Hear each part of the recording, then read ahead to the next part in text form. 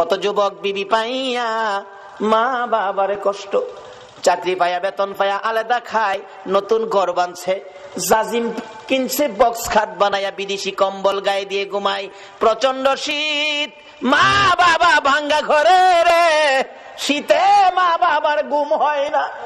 মা জানালাটা খুইলা ডাকে, আব্দুর রহমান, এত আরামের কম্বল গায়ে দিয়া ঘুমাইলি, মার খবর নিলি না। তোরা যেদিন আমার কুলে ছিলে রে, তোকে নিয়ে যখন আমি মা ঘুমের ঘরে ঘুমাইতাম, ডান দিকে যদি প্রস্রাব করে দিতি আমি তোরে বাম দিকে নিয়ে শোয়াইতাম, বাম দিকে যদি প্রস্রাব করে দিতি রে বাবা, আমি মা নিজে ভিজা জায়গায় শুইয়া রে তোরে আমি শুকনা জায়গায় রাখতাম। আজকে কম্বল গায়ে দিয়ে ঘুমাও, মার খবর নিলা না। বলুন এই চরিত্রের মানুষ আমরা বাংলাদেশে আছে কিনা? এই মা বাবারে যারা কষ্ট দিবেন, যতই আমল আপনি করুন না কেন, মা বাবার চোখে পানি বেরিয়ে আসলে সকল আমল বরবাদ হইয়া যাইব। কত আমল করবেন, কত নেকি কামাইবেন? মুফতি মুহাদ্দিস মুফাসসির মক্কা মদিনার ইমাম যদি হও, মায়ে যদি সুতা পরিমাণ কষ্ট দাও, সব শেষ। এই বিবি ভাইয়া কত মারে কত বাবারে কষ্ট দিছে। ওই দিন পত্রিকায় দেখি ছেলে বাবারে কাইতে লাইছে, খুন করে লাইছে। ডেমরার ঘটনা, এই এক সপ্তাহ আগের ঘটনা মনে হয়। আজকে যদি ইসলামে পুরাপুরি ঢুকতে পারতাম, নবীর আদর্শে ঢুকতে পারতাম, এই কাজগুলি মুসলমানদের দ্বারা হতো না। আচ্ছা, কেউ তো রাজি না, বিবিও রাজি না। আচ্ছা, কেউ যে রাজি না, এই ভদ্রলোক সব শুনতাছেনি। তখন তার বুঝে আইছে মৌলবী যে কইছে আমার কিচ্ছু নাই, এটাই দেখা যায় ঠিক। কবিরাজ জিগায়, মৌলবী সাহেব আরো কেউ আসেনি? ছেলে মেয়ে বিবি বাচ্চা কেউ তো রাজি হলো না, জীবন দিত, এই লোকটারে বাঁচাইতো, কেউ আছে? মৌলবী চোখের পানি ছেড়ে দিছেন, ও কবিরাজ সাহেব আর একজন মানুষ আছে রে, ইনি হলেন আমাদের গর্ভধারিণী মা। মা আছে, আর কেউ নাই, মারে নিয়ে আসেন। আসতে পারবে না, বুড়া মানুষ বিছানায় পড়ে গেছে। দুইজন নিজস্ব লোক নিয়ে যান, দৌড়ে গেলেন, যাইয়া দেখে মা রুমের মধ্যে কানতে কানতে মা বালিশ ভিজাইছে। বলুন সন্তানের বিপদে মার চাইতে কান্দয়া পৃথিবীতে আর কেউ আছে কিনা? মৌলবী পাশে গিয়ে ডাকে, মা কানতে হবে না, তোমার ছেলে ভালো হবে, জীবিত হবে। বলস কি? কিন্তু শর্ত তোমাকে যাইতে হবে। তা আমার নিয়ে যাও। দৌড়ে দৌড়ে নিয়ে গেছে, কাছাকাছি গেলে দূর থেকে ডাক মারছে, কবিরাজ যাইস না বাবা, যাইস না, আমি মা আইছি। কাছে আসেন, আসছে, আপনার ছেলে ভালো হবে। কিভাবে বাবা, কি করতে হবে কও? আপনি পায়ের কাছে দাঁড়াবেন, বিষ জাইরা বাহির করে পায়ে দিয়ে আপনার উপরে মারবো, আপনি মরে যাবেন, ছেলে ভালো হবে। আপনাদের কাছে জানতে চাই মা রাজি হবে কিনা? আরে মা বাবার কথা মতো যে জন চলে না, বলুন মা বাবার কথা মতো যে জন চলে না, আল্লাহ নবীজির দয়া তারা পাবি না। হাইরে আল্লাহ নবীজির। আমার ক্যাসেটের মধ্যে এগুলি আছে না, নিজে লেখি, নিজেই মাঝে মাঝে গাই। যাই হোক, বলতেছিলাম একজন রাজি। বলুন এই লোকটাকে, সবাই বলুন লোকটাকে মা। বাবা আমি রাজি, তবে শর্ত আমি দাঁড়াইতে পারি না বাবা কবিরাজ, আমি বসলে হইবনি? হ্যাঁ বসতে হবে। আমি বসে গেলাম, দে সারা বিষ আমি মায়ের কলিজাই ধে। আচ্ছা, এই ভদ্রলোক শুনছিনি কে আপন? কবিরাজ বলেন, মা কেউ রাজি হলো না, আপনি কেন রাজি হলেন? এবার জবাব দেন, মা কবিরাজ রে, আমার বড় ছেলে রে বাবা, এই ছেলে পেটে লইয়া 10 মাস 10 দিন কত কষ্ট করেছি আমি জানি, আর জানে আমার আল্লাহ। যেদিন আমার এই ছেলে দুনিয়ায় আসবে রে, প্রথম দিনের ব্যথা লজ্জাই কারো কাছে কই নাই, দ্বিতীয় দিনের ব্যথা জিহ্বা কামড়াইয়া সহ্য করেছি, তৃতীয় দিনের ব্যথা জ্ঞান হারা হয়ে গেছি। আমার শাশুড়ি মা দৌড়াদৌড়ি করে, লোকজন জড়ো করেছে, আমার বৌমার কি হলো? মুরব্বী মহিলারা বলছে, চিন্তা করেন না, অন্য কিছু না, আপনার বৌমার সন্তানাদি হবে, আপনার নাতিনাত করা হবে। মাথায় পানি দে রে, আমার বৌমার জ্ঞান ফিরে আসো। জ্ঞান ফিরে আসলে কান্দে মুরব্বী মহিলারা, গো সন্তানের ব্যথা এত আগে জানি না, আমার আর সহ্য হয় না, আমার একটা দাও দাও গো মহিলারা, আমি নিজের গলা নিজে কাইটা মৃত্যুবরণ করি, প্রসব ব্যথা সহ্য করতে পারি না। রে কবিরাজ, আমি দেখেছি মুরব্বী মহিলারা দাও জাতীয় জিনিসগুলো ঘরের বাইরে ফালাইয়া দিয়া দরজা বন্ধ করে দিয়েছে। আবার আবদার করেছিলাম 2 টাকার বিষ কিনা দাও, বিষ খায়া জীবন দেই, ব্যথা সহ্য হয় না।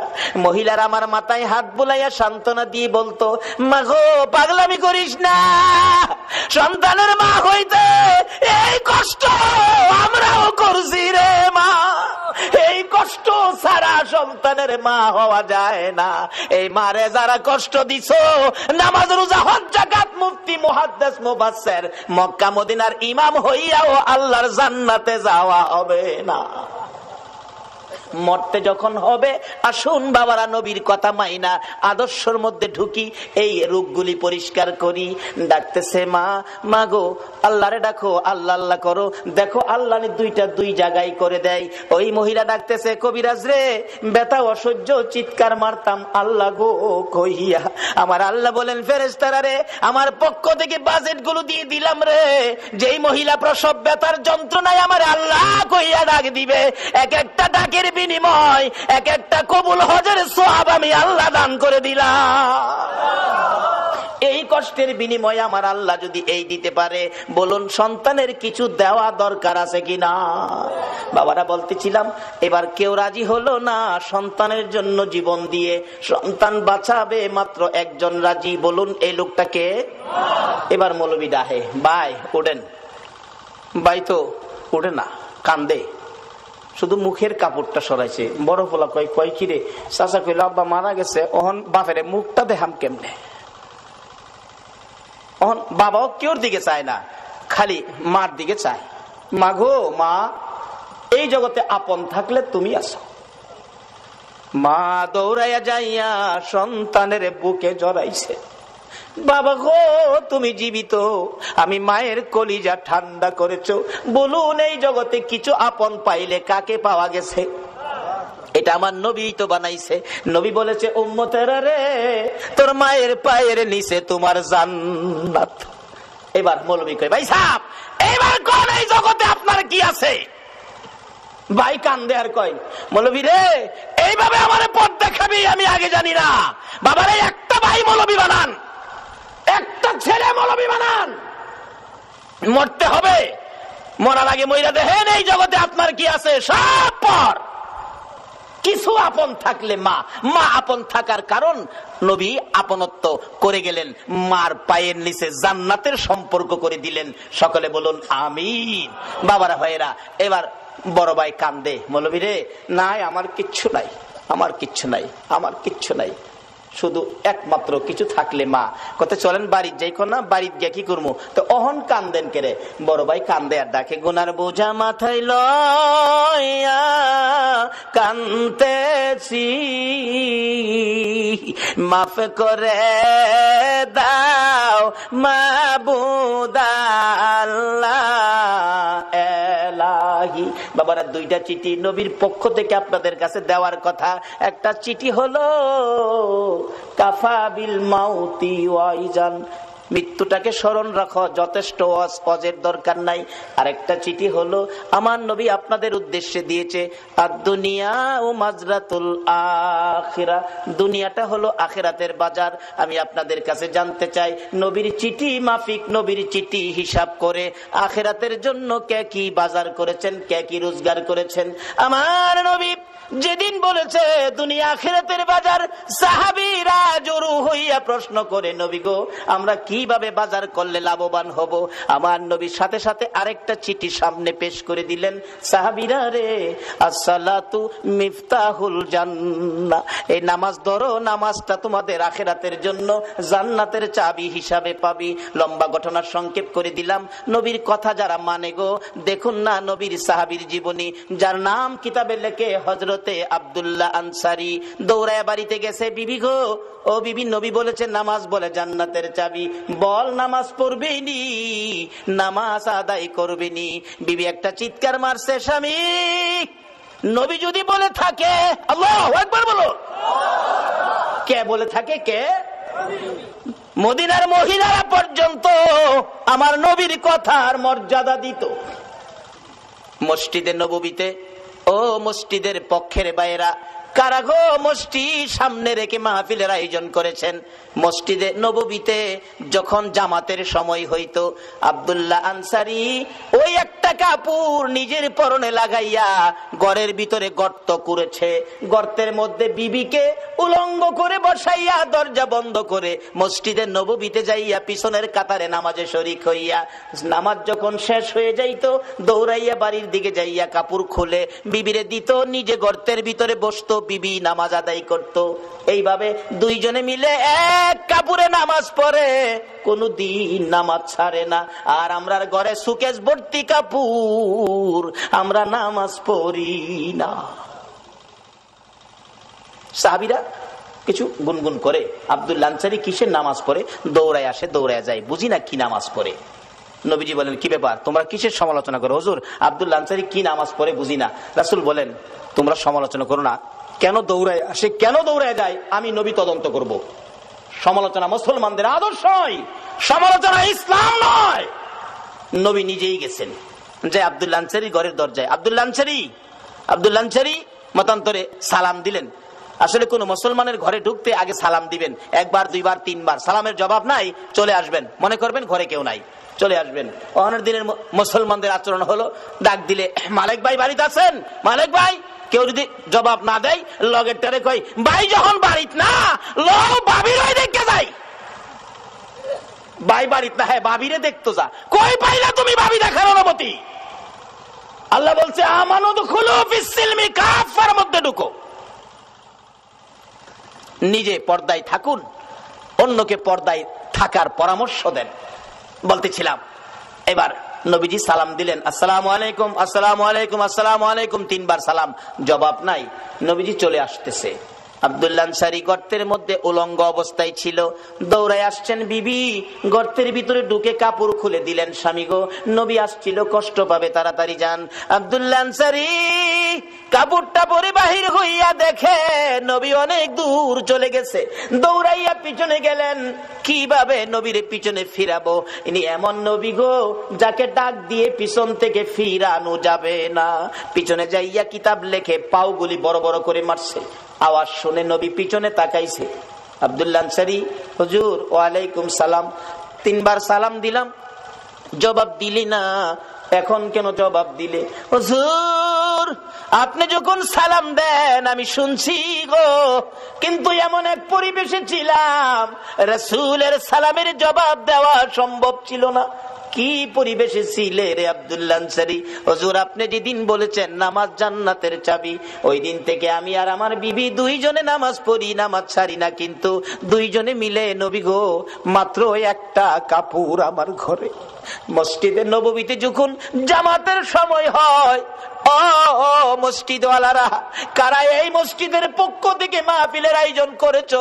আমার নবী মসজিদের জামাতের কত গুরুত্ব দিয়েছে। হুজুর, মসজিদের জামাতের সময় হলে আমি আব্দুল্লাহ আনসারী ঘরের ভিতরে গর্ত করছি, বিবিরে উলঙ্গ করে বসাইয়া দরজা বন্ধ করে কাপড়টা পরে আমি মসজিদে যাই, নামাজ শেষ করে দৌড়াই আসি, বিবিরে কাপড় দিয়ে আমি গর্তের মধ্যে বসে থাকি। এইভাবে দুইজনে মিলে নামাজ পড়ি এক কাপড়ে। হুজুর, কোনদিন নামাজ ছাড়ি না। আমার নবী বলেন, আব্দুল্লাহ আনসারী দরজাটা খুলে দে, আমি দেখি গর্তটা শরীয়ত সম্মত কিনা। কিতাব লেখে আব্দুল্লাহ আনসারী দরজা খুলে দিলে, নবী তাকিয়ে আছে। গর্তটা এত গভীর ছিল, ভিতরে মেয়ে না পুরুষ বোঝা যায় না, মানুষ আছে কি নাই তাও ধরা যায় না। আমার নবী চোখের পানি ছেড়ে দিলেন, আব্দুল্লাহ আনসারী রে, আমি নবী বলে গেলাম রে, তোদের জান্নাতের চাবি রোজগার হয়ে গেছে। বাবার এই দেশ ছাড়তে হবে, সাদা কাপড় নিয়ে কবর যাইতে হবে। জীবনে কে কি রোজগার করেছেন হিসাব মিলান না। আমার নবী বলেছে, আদ-দুনিয়া ও মাজরাতুল আখিরা, দুনিয়াটা আখিরাতের বাজার, আখিরাতের জন্য কে কি বাজার করেছেন হিসাব মিলান। মরার আগে মইরা দেখেন আপনার কিছুই নাই, শুধু 3 টুকরা কাফন ছাড়া আর কিছুই আপনার নাই। সব সম্পদ ছেলেমেয়েরা বাদ করে নিয়ে যাবে। নবীজি চোখের পানি ছেড়ে ঘোষণা দিয়ে গেলেন, ও আব্দুল্লাহ আনসারী, তোদের জান্নাতের চাবি রোজগার হয়ে গেছে। পিছে পিছে যাইতেছে নবীজিরে আগায়া দেওয়ার জন্য। রাস্তায় উঠে যাবে, বাড়ির সীমানা শেষ। আমার নবী দেখে ছোট্ট ছোট্ট দুইটা বাচ্চা একটা খেজুর গাছের গোড়ার মধ্যে এইভাবে বাচ্চা দুইটারে গাছের সাথে বাইদা রাখছে। বাচ্চাগুলো কানতে কানতে জামা কাপড় ভিজে গেছে। আমার নবী পাশে দাঁড়াইয়া ডাক দিলেন, ও বাচ্চারা, তোমাদের এই কষ্ট কারণটা কি? বাচ্চাগুলো কান্দে, হুজুর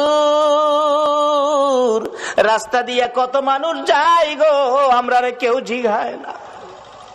ও বাবা মুসলমান, এটাও তোমার আদর্শ? তুমি পেট ভরে খাইলা, তোমার আশপাশি ঘরের লোকগুলো খাইলো না, তুমি খবর নিলা না, শুধু নামাজ পড়ে বাড়ি গিয়া ঘুমাইলা। এই নামাজে আমার আল্লাহ খুশি হবে না। আমার নবীর আদর্শে ফিরে যান। ও বাবারা, ভাইয়েরা, শেষ পর্যায়ে এসে গেছি। নবী ডাকে, ও বাবারা, তোমাদের কি দুঃখ? হুজুর আমরা কেউ জিগায় না কেন যে আমরা এই বিপদে আছি। তোমাদের বাবার নাম কি? বাচ্চা দুইটা আব্দুল্লাহ আনসারীর দিকে তাকাইয়া বলে, হুজুর আমাদের বাবা আব্দুল্লাহ আনসারী।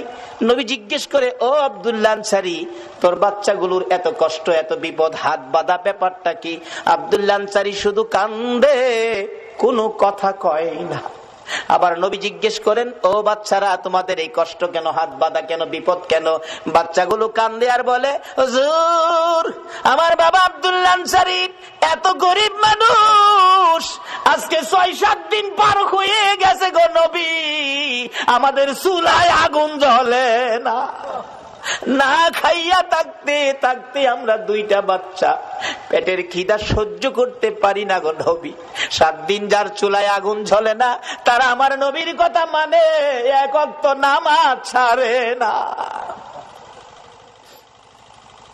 যে নবীর সুপারিশ ব্যতীত কেউ জান্নাতে যাইতে পারবেন না, বলুন এই নবীর আদর্শে যাওয়া আমাদের দরকার আছে কিনা?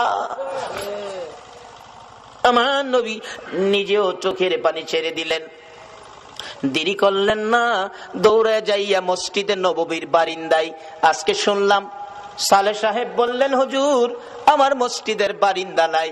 ও বাউনির ভাইয়েরা, ভাবারা, মসজিদের বারিন্দায় আমার নবী, বারিন্দাকে নবী নিজেও ব্যবহার করতেন দেশের কাজে, শান্তির জন্য, মানুষের মুক্তির জন্য, হেদায়েতের জন্য। মসজিদের বারিন্দা আমার নবী ব্যবহার করতেন।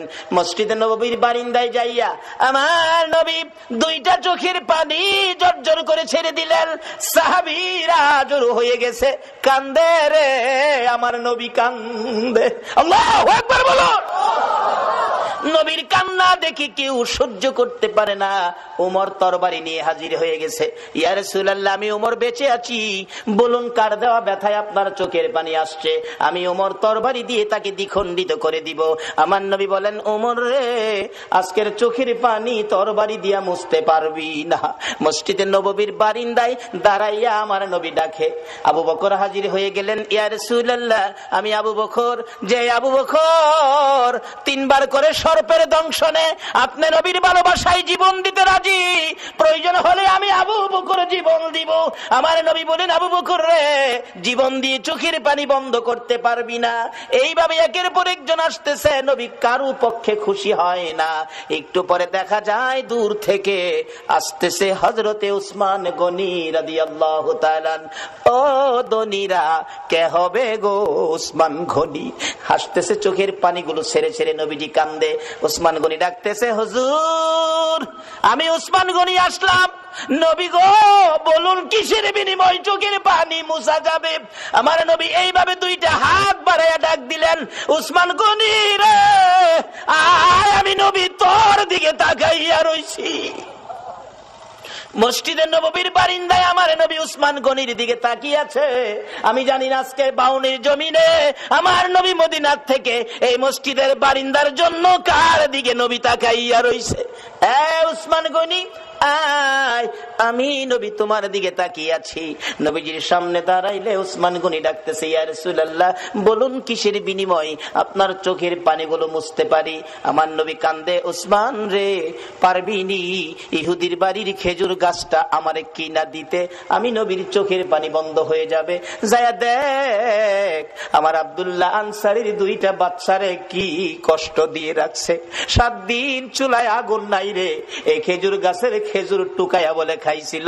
গাছটার মালিক ইহুদি, 2টা বাচ্চারে গাছের সাথে বাইধা রাখছে।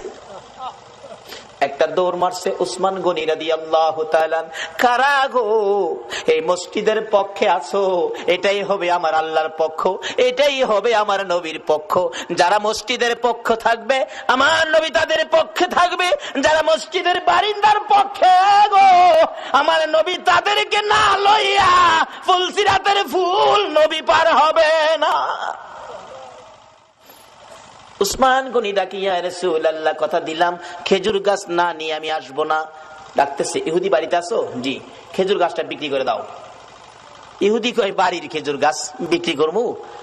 কান্দে উসমান গনি, রে ইহুদি, নিষেধ দিস না, আমার রাসূল কান্দে রে এই গাছটার জন্য। আজকে যা চাইবি তা পাইবি, বিক্রি করতে হবে। ইহুদি কয়, সুযোগ যখন পাইছি একটা গাছের বিনিময় মনের মতো লওয়ালমু।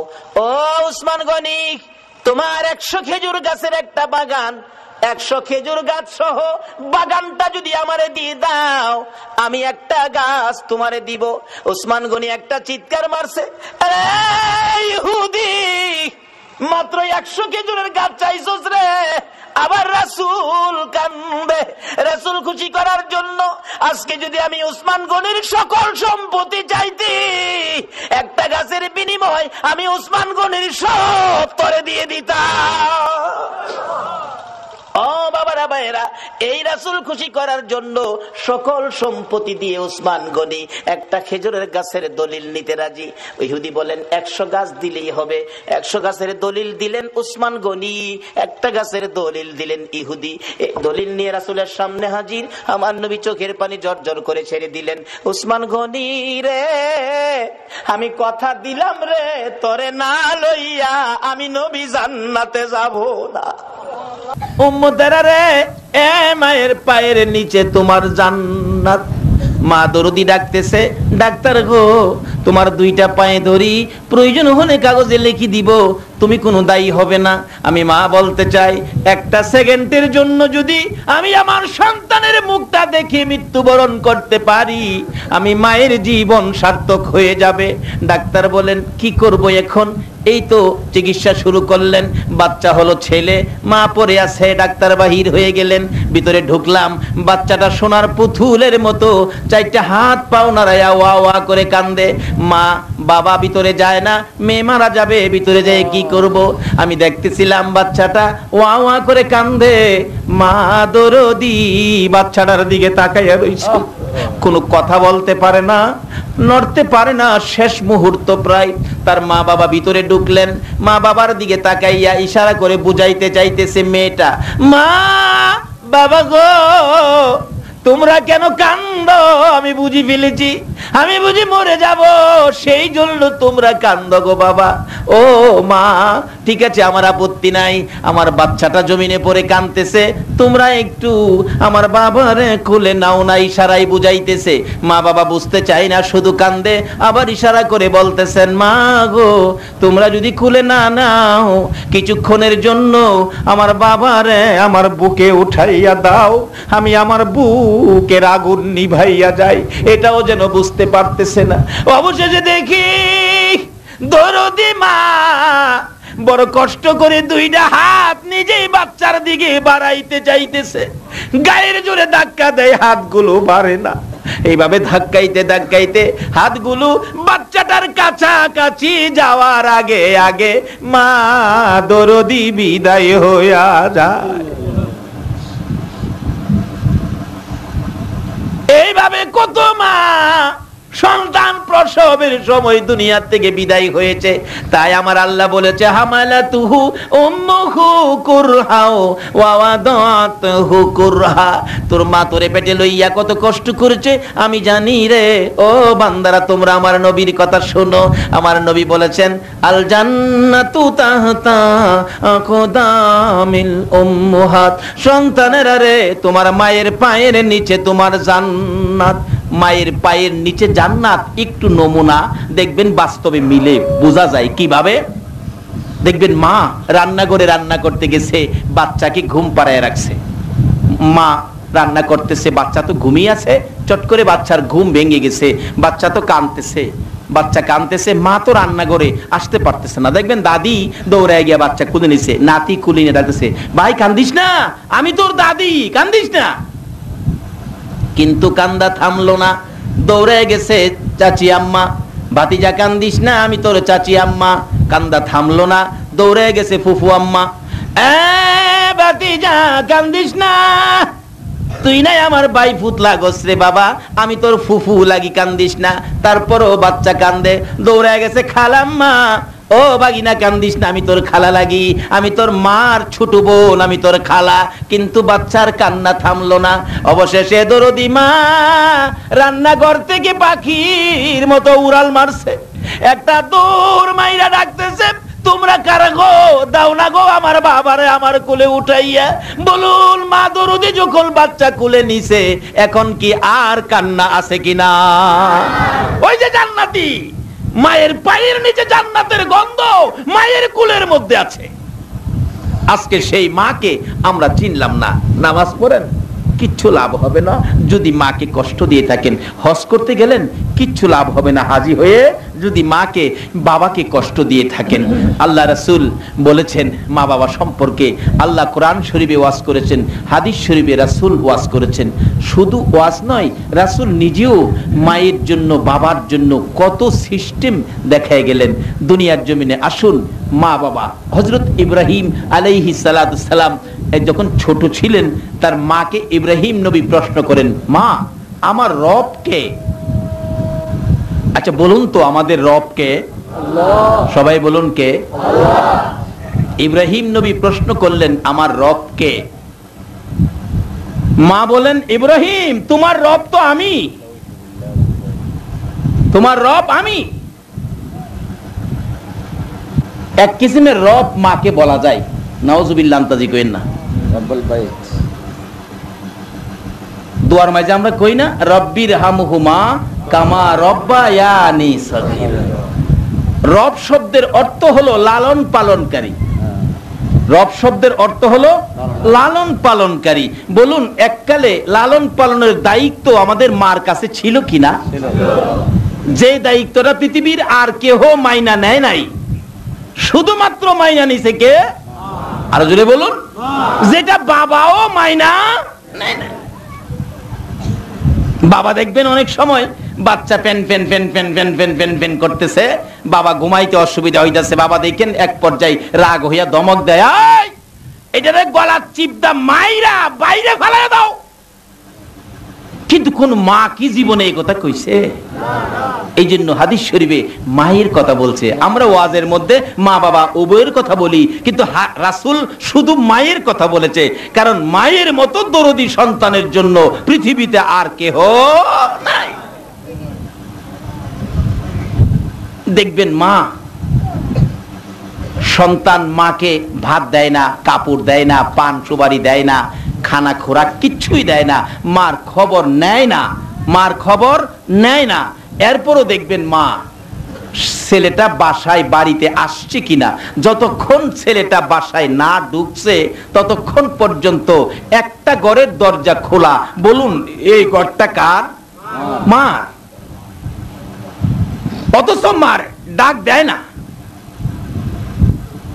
তারপরেও মা ওই পেটে রাখা ব্যথার কষ্টের কথা বলে নাই, আমার পেটের সোনার চান এখনো আসে নাই, যতক্ষণ না আইছে ততক্ষণ পর্যন্ত ঘুমায় নাই।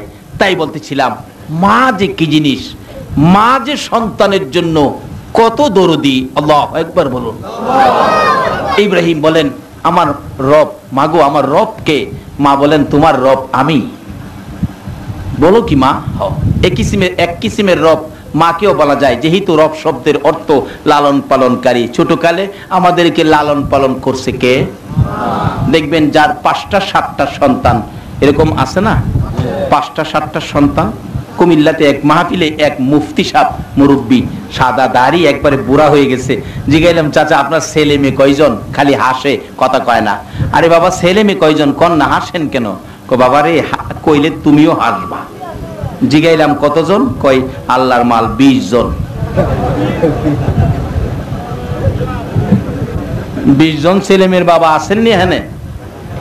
থাকলেও কইতো না, কারণ সরকারের আইন হইল ছেলে হোক মেয়ে হোক দুইটাই বলে যথেষ্ট, দুইটাই বলে যথেষ্ট।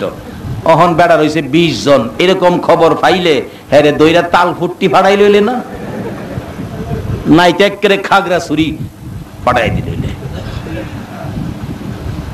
20 জনের মা বাবা এখন আমাদের এলাকায় নাই। 2-4-5 জনের মা বাবা আছে না? 7 জনের 7 সন্তানের মা দেখবেন লালন পালন কিভাবে করে। সন্ধ্যার দিকে হাঁস মুরগি পালন করে ঠামাইলেন, গরু ছাগল ঠামাইলেন, বাচ্চা কাচ্চাদেরকে খানা দানা খাওয়াইলেন, গড়দর সবকিছু ঠামাইয়া গুছাইয়া মা শীতের রাত্র ঘুমাইতে গেছে। রাত্র বাজে 11টা, খালি মা শুইছে ঘুমানোর জন্য ঠান্ডার রাত্র। এমনি সময় মাইজের ভোলাটা ভাত খাইছিল না, হ্যাঁ ওইটা দেখেন কান্দা শুরু করছে। মা জিগায় কি হয়েছে বাবা, কি লেগে কান্দো? কয় না, খালি কান্দে। এরকম অভ্যাস পোলাপানের আছে না? দেখবেন অনর্থক কানবো, কিচ্ছু কইতো না। বাবা তোরা আগে গেছে, হ্যাঁ ক গড়তে বাইরি তো। কিন্তু মা কয় তোমারও তো মেজাজ গরম, কি লেগা বাবা, কি লেগে কান্দে? আমি দেখি না, তুমি ঘুমাও। বাবা কি হয়েছে কও না? আরে বাবা কস না। বেশি যখন জিগাই কস না কি হয়েছে কও না, এমন সময় দেখেন বেড়া জিদ দে শোয়াতে উইটা খার হইয়া ফসরাপ শুরু করছে। পোলাপানের এমন অবস্থা হয় না? বালিশ ভিজাই লাইছে, হ্যাঁ ফসরাপ কইরা। মা কই কি রে বাবা এইটা করলি কি? তুই কি লেগে কান্দোস? কইতেও না, বালিশও ভিজাইছস ফসরাপ কইরা। কি হয়েছে বাবা কস না, তুই আমার বাবা লাগস, কস না। এরকম একটা মায়া মা করছিন দিও। অবশেষে রাগ হইয়া মায়ের কাপড় ধরে টানে রে, টানতে টানতে ঘরের বাইরে নিয়ে গেছে। এবার এমন জোরে টান দিছে মা কাপড়ের পেঁচ খাইয়া পড়ে গেছে। এরপরে ও ডাকে বাবারে কেন কান্দস? কও না রে বাবা, কও না। এরম কষ্ট মা ছোটকালে আমাদেরকে নিয়ে করছে কিনা কর।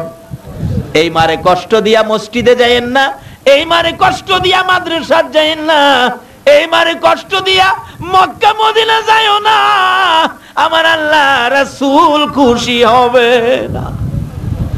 টানতে টানতে মারে ফালাই দিছে। এরপরও মা ওইটা 2 গালে চুমায়, হাত বুলায়, বাবারে কও না বাবা, কি লেগে কান্দো কও না। অবশেষে কয় আমি যে ভাত খাইছি না তুই জানোস না? আচ্ছা এই কথাটা কি হ্যাঁ আধা ঘন্টা আগে কইতে পারছিস না? অনর্থক কান্দে কয় না। বাচ্চাদের এরকম একটা অভ্যাস আছে না? আমরাও কিন্তু এই যন্ত্রণা দিছি মারে। এই জন্য আজকে মায়ের জন্য দোয়া করা দরকার আছে কিনা বলুন। আর যদি দোয়া না করেন মা বাবার জন্য, কবর থেকে মা বাবা দীক্ষার দিবে আপনাকে, কি বলে? তো তাওয়াঙ্গার গার সুদি আজ মালে মা, তো চারা গাফেল সুদি আজ হালে মা। আমার সই সম্পদ পায়া বাড়িওয়ালা গাড়িওয়ালা হইয়া রে, আজকে আমার ব্যাপারে এত গাফেল, আমার খোঁজ খবর নিলি না আমি কবরে কেমন আছি। তুই দিয়ে 8 দিন ঢাকায় থাকতে, 9 দিনের দিন বাড়িতে আইতে, 9 দিন গিয়া 10 দিন হইলে এই রাত্রে তো আমি মা তোর ব্যথায় ঘুমাইছি না। মা কত কষ্ট করেছে। তাই তো বলতেছিলাম ইব্রাহিম নবী বলেছেন মা আমার রবকে, মা বলেছেন তোমার রব আমি। এক কিসিমের রব মাকেও বলা যায় কেন? মা লালন পালন করেছে। রব শব্দের অর্থ হলো লালন পালনকারী। দেখবেন একটারে আধা ঘন্টা ভাত খাওয়াইয়া ঘুম পাড়াইছে, কথাটা খেয়াল আসেনি? এরপরে আরেকটা ঘুমে তুলছে, মা আমি প্রস্রাব করে দিছি। বলুন এই প্রস্রাবের ভিজা খাতা কে বদলাইছিল? নাকি শাশুড়ি?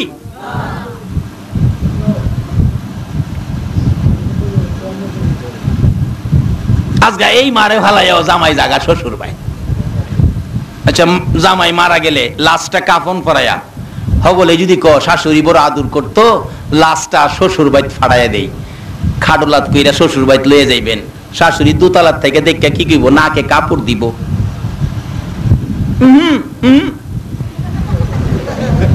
এমনে না, এমনে লয়ে যাও। মরা লাশ আনজাইয়া ধরে দুই গালে সুমাইয়া কান্দে কে বলুন? মা। কিভাবে? সামনে আসতেছে, পিঠের প্রস্রাব বদলাইছে, ঘুমায় না, পিঠে থাপড়াই ঘুম পাড়াইতেছে, আধা ঘন্টায় এটারে ঘুম পাড়াইছে, এমনি আরেকটা চিল্লানি মারছে, মা কি হয়েছে? আমি হাগুম। এরকম হইছে না শুরু সময়? বাবা গেলাম ঘুমাইতেছে, বাবা এই বেজালো রাজি না। বাবা কয় সারা দিন রোজগার করেছি, অহন তুমি চালাও, আমি ঘুমাই। বাবা দেখেন ঘুমাইতেছে, কিন্তু বাবাও তো কষ্ট করছে, সারাদিন রোজগার না করলে মা আমরারে কি দিয়ে খেদমত করতো? কোন আমাদের খাওন দাওনের ব্যবস্থার জন্য কষ্ট করছে কে? হায় রে বাবা, মাথার ঘাম পাতায় পড়ে জামা কাপড় ভিজে গেছে, বলুন এই কষ্ট করে রোজগার বাবা কার জন্য করছে? আজকে এই বাবা অসুস্থ হইয়া একটা আপেল খাইবার লাগিয়া কয়বার যে হুলারে কইছে, উচিত জিনিসই আনতারি না, আবার আপেল। আর এই সন্তান যদি এই বাবার কাছে একটা কলা চাইছে, বাবা 2 আলি কলা কিনা দিছে। আজকে এই বাবার কপালে নাই কিছু। বাবা ঘুমাইতেছে, এটা কয় হাগু, শীতের রাত্র। শুরু সময় এরকম করছি না আমরা? আমিও করছি, খালি আপনারা না, আমিও করছি। রাইতে ডাক দিছি, হাগা ধরছে, আব্বা হাগুম। আব্বা কয় হাগবি? আব্বা হাগুম। কয় হাগবি? উড়ে না। অবশেষে একটা কথা আছে, হাগা ধরলে বলে বাগার বইতা হয় না। কি করবো, বেশি হাগা যখন চাপ দিছে, দরজা খুললা উঠানের কিনারে যায় নিজেই বইছি হাগবার লেগিয়া। দেখ একটু পরেই দেখি শিয়ালে ডাক মেরে বসে। আমাদের এলাকায় প্রচুর শিয়াল এখনো আছে, ডাক মেরে বসে শিয়ালে। বাবা ঘরের থেকে কয়, ভয় পাইস না, আমি চাই রইছি। বাইরে যায় না, কিন্তু ঘর থেকে কই চাই রইছি। আমার তো পায়খানা মাথা দুইটা গেছে শিয়াল কাছে, আর বাবা কয়সা এরিসি বলে। একটু পরে দেখি একজন দরদি দৌড়াইয়া যাইয়া সন্তানের মুখের কাছে দাঁড়াইছে। বলুন এই লোকটাকে? এই মারে কষ্ট দিও না, নামাজ রোজা হজ যাকাত মক্কা মদিনা যাইয়া মুফতি মুহাদ্দিস মুফাসসির মক্কা মদিনার ইমাম হইয়াও আল্লাহর জান্নাতে যাওয়া হবে না। মা কাছে গিয়ে কয়, বাবা ভয় পাইস না, আমি মা, আমি মা, কান ভয় পাইস না। আরেক বাসারা ডাকতেছে, বাবা হাগুম। বাবা তো আইসা, হাগবি? হ। বাবা হাগুম, হাগবি? হ। বাবা উড়ো না, হাগুম। হাগবি? হাগুম কুম্বলা হাইগা দিছি, ওই অহন ভালো হইছে না। এরকম হয় না অনেক সময়? বলুন খাতার মধ্যে হাইগা দিছি, ওই এই খাতা পরিষ্কার করছে কি বাবা না মা? এই মার ভাইয়ের নিচে জান্নাত।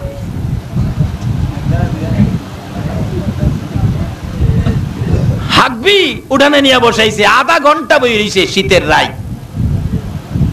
আধা ঘন্টা পরে মা জিগায়, কিরে বাবা হাগা হইছে?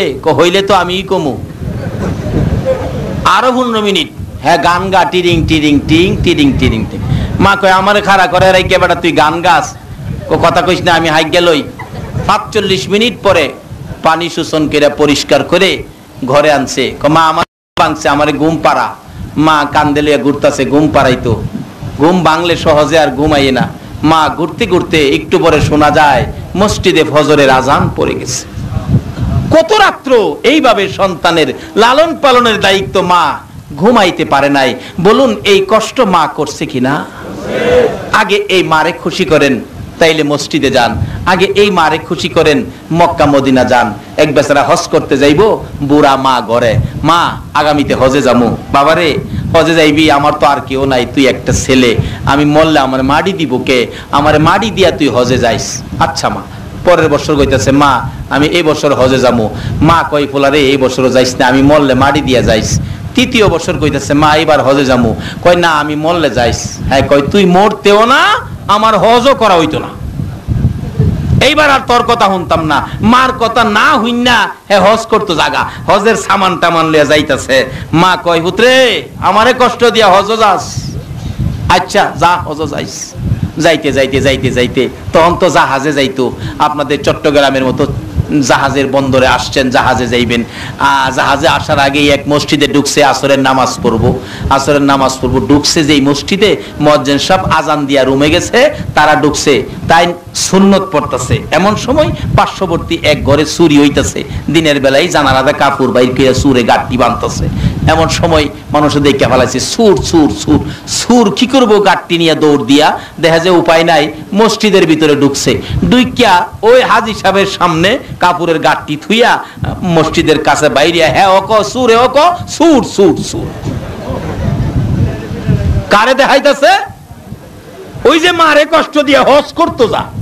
রাসূল বলছে মা বাবার চেহারার দিকে মায়ার নজরে তাকাইলে একটা কবুল 7টা উমরা হজের সওয়াব পাওয়া যায়। হ্যাঁ এই মারে ভাড়ায়া যা মক্কা মদিনা হজ করতো। আচ্ছা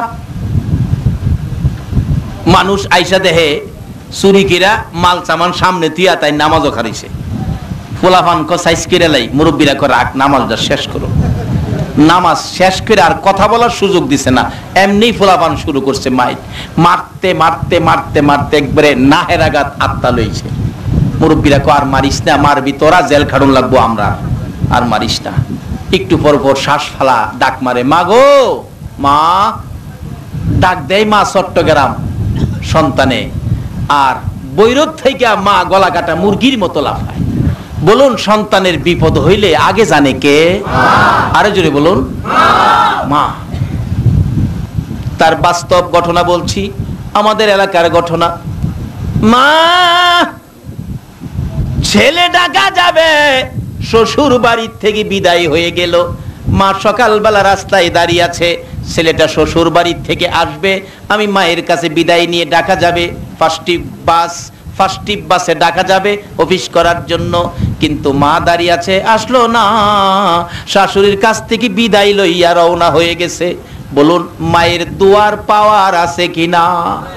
মার কাছে দোয়া চাবেন, মা ডাকা যাব, দেখবেন মা একটা ডাইরেক্ট দোয়া করে, যাও আল্লাহর মাল আল্লাহর হাতে সইপা দিলাম। এই দোয়া মা ছাড়া আর কেউ করতে? বলে হুজুর শাশুড়িও করবো, যাই দেখেন না, জিগাইবেন শাশুড়ি আম্মা, যাই ডাকা যায়, শাশুড়ি দোয়া করে, বাজান আবার কবে আইবেন? আচ্ছা এটা কি হেডার লোকে মিললো? আবার কবে আইবেন? কারণ এই দোয়াটার তো লাভ আছে, জামাই তো খালি আইতো না, কি কারণ অন্তত 2-2.5 কেজি মিষ্টি তো আনবো। আবার কবে আইবেন? জামাই কো 8 দিন পরে আইতেছি। মা রাস্তায় দাঁড়ায় কান্দে, রে আব্দুর রহিম তুই না ঢাকা যাবি রে, আইলি না। এদিকে দিয়ে মায়ের কাছে আইলো না, দোয়া নিল না। ফার্স্ট বাস ধরে জামাই জায়গা 5 দুনার মোড়ে যাইয়া, কুয়াশা শীতের রাত্র, সকালবেলা ফার্স্ট মুখামুখি ট্রাকের সাথে সংঘর্ষ, 6 জন মানুষ মারা গেছে। তার মধ্যে আব্দুর রহিম দুনিয়ার থেকে বিদায়। অ্যাক্সিডেন্ট হলো 30 কিলোমিটার, আর 30 কিলোমিটার দূরে 5 দুনার মোড়ে মা 38 কিলোমিটার দূরে সকালবেলা রাস্তার পাশে গলা কাটা মুরগির মতো লাফাইয়া কাঁদতেছে। মানুষে জিগায় কি হলো, আপনার অসুবিধা কি বলুন? মা জবাব দেন, মহিলারা রে, কেন জানি আমার কলিজায় আগুন জ্বলতেছে। খবর আইসিনি? বিশ্বের জ্ঞানীরা বিজ্ঞানীরা মায়ের এই অবস্থান থেকে কম্পিউটার আবিষ্কার করেছে। ওদিকে যাই না, লম্বা হয়ে গেছে, সংক্ষেপ করে দিলাম। মা কাঁদতেছে, কি জানি হলো। কিছুক্ষণ পর লোকেরা এসে অ্যাক্সিডেন্টের রোগীগুলি বাহির করে, পকেটে ভিজিটিং কার্ড দেখে ঠিকানা মতো কাইত্তা দিয়া প্যাকেট করে 200 টাকার ব্যান গাড়ি ভাড়া করে লাল নিশান উড়াইয়া পাঠাইছে। বাড়ির কাছাকাছি আইসা ব্যান গাড়িওয়ালা জিগায়, আব্দুর রহমানের বাড়ি কোনটা? একজনে দেখায়, ওই তো সামনে। মহিলাটা যে কান্দে রে, ও ব্যান গাড়ির ড্রাইভার, ওই মহিলাটা আব্দুর রহিমের মা লাগে। ব্যান গাড়িওয়ালা কাছে যাইয়া গাড়ির থেকে নাইমা চোখের পানি ছেড়ে দিলেন। মা আপনি কি আব্দুর রহিমের মা লাগেন? হ বাবা গো, ও বাবা কি খবর নিয়ে আসছো? মা আপনার আব্দুর রহিম অ্যাক্সিডেন্টে দুনিয়া থেকে বিদায় হয়ে গেছে। মা একটা চিৎকার মেরে বেহুশ হইয়া জমিনে পড়ে গেছে। মহিলারা চারিদিকের লোকেরা দৌড়াদৌড়ি করে এসে লাশটা নামাইয়া কাইত্তার প্যাকেট খুলে দেখে আব্দুর রহিম দুনিয়া থেকে বিদায় হয়ে রক্তের সমস্ত চেহারা লাল লাল হয়ে আছে। মা বেহুশ, জ্ঞান ফিরে না, মাথায় পানি দিতে দিতে জ্ঞান ফিরে। একটু পরে ডাকতেছে, তোমরা কারা গো? আমার বাবারে দাও না গো, আমি একটা নজর দেখি। মহিলারা সাইড করে রাস্তা দিলে দয়ার মা, মায়ার মা দৌড়াইয়া যাইয়া মৃত আব্দুর রহিমকে রক্তমাখা অবস্থায় আনজাইয়া বুকে লাগাইয়া রক্তমাখা অবস্থায় দুই গালে চুমাইয়া চুমাইয়া ডাকে, আব্দুর রহিম রে, কেন আমি মায়ের দোয়া নিয়া গেলি না? অন্য মহিলারা আইসা দেখে শাশুড়ি নাকে কাপড় দিয়া দূর থেকে দেখে, আর গর্ভধারিণী মা রক্তমাখা মৃত সন্তান বুকে লইয়া কান্দে। এই কান্দার একটাই মহিলা, বলুন সেই মহিলাটাকে? মা। সেই মা বাবার খেদমতে আসুন। মা বাবা কবরে গেলে মা বাবার জন্য দোয়া করবেন। কি দোয়া? তাও কোরআন শরীফে আল্লাহ শিখাইছে। দোয়াটা কি? রব্বির হামহুমা কামা রব্বায়ানি সগীরা। পৃথিবীর কারো জন্য কোরআন শরীফে দোয়া শিখায় নাই, শুধুমাত্র মা বাবার জন্য আমার আল্লাহ কোরআন শরীফে দোয়ার নির্দেশ করেছে। বলুন কার জন্য? মা বাবার জন্য। বলতেছিলাম এবার এই মারে কষ্ট দিয়া হজ করতে যায় বেড়া মক্কার মদিনায়। শুরু করছে ফিডা, মারতে মারতে নাহেরা গাই দম। জ্ঞানটা ফিরলেই ডাক দেয়, মা, মা গো। মা ডাহে চট্টগ্রাম, খবর হইতাছে বৈরব। মা গলা কাটা মুরগির মতো লাফাইতেছে। মুরব্বীরা কই রাখ আর মারিস না। হ্যাঁ মাগো মাগো করে ব্যাপার কি? চুরি কইরা সুরের সুর মারে ডাহস। কিরে বাবা তুই মারে ডাহস কে? দেখেন মুরব্বীরা, আমি সুন্নাহ, আমি হজে রওনা হয়েছি, এই যে দেখেন আমার হজের সামান। কিন্তু মার কথার অবাধ্য, মার কথার বাইরে হজ করতে রওনা হয়েছি। এই জন্য আমার আল্লাহ আমার উপর সুরির অপবাদ দিয়া আমারে সুর বানায় আমায় খাওয়াইছে। কার কথা অমান্য করার কারণে? সবাই বলুন কার? মার কথা অমান্য করবেন, নিশ্চিত আপনার উপর বিপদ আসবে। এই বিপদ থেকে বাঁচাইবার ক্ষমতা পৃথিবীর কারো নাই। মুরব্বী পীর উস্তাদ মা বাবার সাথে বেয়াদবি করলে 4টা বিপদ আপনাকে পাকড়াও করবে। ফার্সিতে বলা হয়েছে 4টা বিপদ। একটা হলো যারা মা বাবাকে কষ্ট দিলেন, মৃত্যুর সময় আপনাদের কালিমা নসিব হবে না, রুজি রোজগারে উন্নত হবে না, মৃত্যু হবে অ্যাক্সিডেন্টে, যেখানে সেখানে পড়ে আপনার মৃত্যু হবে। সবচেয়ে বড় দুঃখ হলো মৃত্যুর সময় কালিমা নসিব হবে না। তার বাস্তব হাদিস শরীফে আসছে, নবীজির একজন সাহাবী যার নাম আলকামা, মৃত্যুর সময় তার কালিমা মুখ দিয়ে বাহির হইতেছে না। নবীজি সাহাবীদেরকে পাঠাইলেন, তোমরা কালিমাটা তার কানে কানে বলো না। বলতেছেন কিন্তু মুখে দিয়া বাহির হয় না, চোখে দিয়া পানি আসে। রাসূল নিজে গেলেন, আলকামা পড়ো লা ইলাহা ইল্লাল্লাহ মুহাম্মাদুর রাসূলুল্লাহ। আলকামা চোখের পানি আসে, মুখে কালিমা আসে না। রাসূল বলেন ব্যাপারটা কি? এমনি সময় জিবরাইল আইসা কয়, হুজুর আপনার আলকামা মারে কষ্ট দিছে, মারে কষ্ট যে দিবে তার মুখে কালিমা আসবে না, মৃত্যুর সময় কালিমা নসিব হবে না। কই কি? হ তাই নাকি? এই সাহাবীরা তোমরা লাকড়ি জোগাড় করো। লাকড়ি জোগাড় করে, লম্বা ঘটনা, তার আলকামাকে ধইরাই না আগুনে ফেলাই দাও। যেই আগুনে ফালাইতে যাইতেছে মা দৌড়াইছে, নবী গো আমার ফুলারে আগুনও দিবেন? হ কেন? তোমারে বলে কষ্ট দিছে। নবী গো আমারে কষ্ট দিছে দেখে আমার ফুলারে কষ্ট দিবেন? আমার কষ্ট সহ্য হয়, সন্তানের কষ্ট আমি মা হইয়া সহ্য করতে পারি না। তাইলে তোমার ছেলেকে তুমি মাফ করে দাও, তাইলে বাঁচাইয়া দিব। সঙ্গে সঙ্গে মা বলতেছেন, হুজুর আমি মাফ করে দিলাম, আমার ফুলারে আগুনও দিয়েন না। আল্লাহরে কোন মাফ করে দিতে, আপনি নবীও তারে মাফ করে দেন। এই কথা বলতে দেরি আলকামার মুখ থেকে কালিমা বাহির হতে দেরি হলো না। এই বেটা সুরের অপবাদ পাইল, মারে কষ্ট দিয়া, মার কথার অবাধ্য হইয়া অমান্য করে। এবার লোকেরা বলেন কি হলো? এই ঘটনা।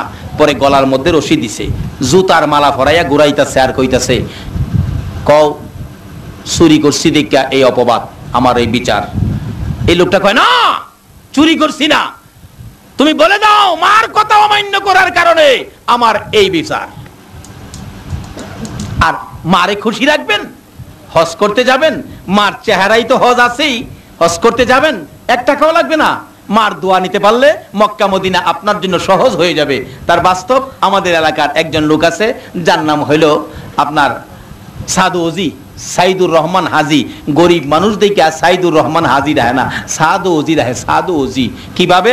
যখন জাহাজে হজে যাইতো, এই চট্টগ্রাম এসে হাজি আগায় দিতে আসছিল ছেলে বয়সে, সাদু ওজি ছেলে বয়সে, 10টা পাই লাগছে না, হজ কিরাই পড়ছে।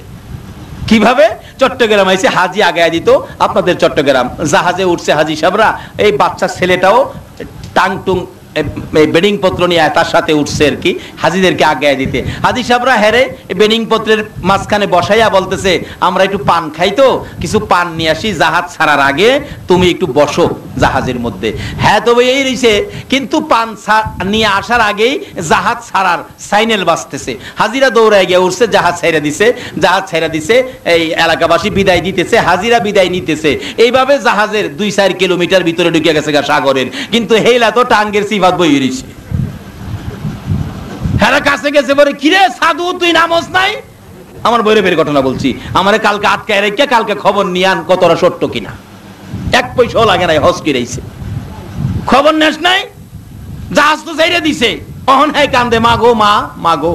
কই অহন কানলে কি হইব? সারেং সাহেবের কাছে গেছে, সারেং সাহেব এই যে দেখেন একটা ছেলে ভুলে আইসা পড়ছে, এখন জাহাজটা ভিড়াইয়া ছেলেটা নামায় দেন। সারেং কই, একটা যাত্রা করে রওনা হইছি, সাগরের ব্যাপার, কত বিপদ আপদ, একটা ছেলের জন্য কি জাহাজ ভিড়ানো যায়? সম্ভব নয়।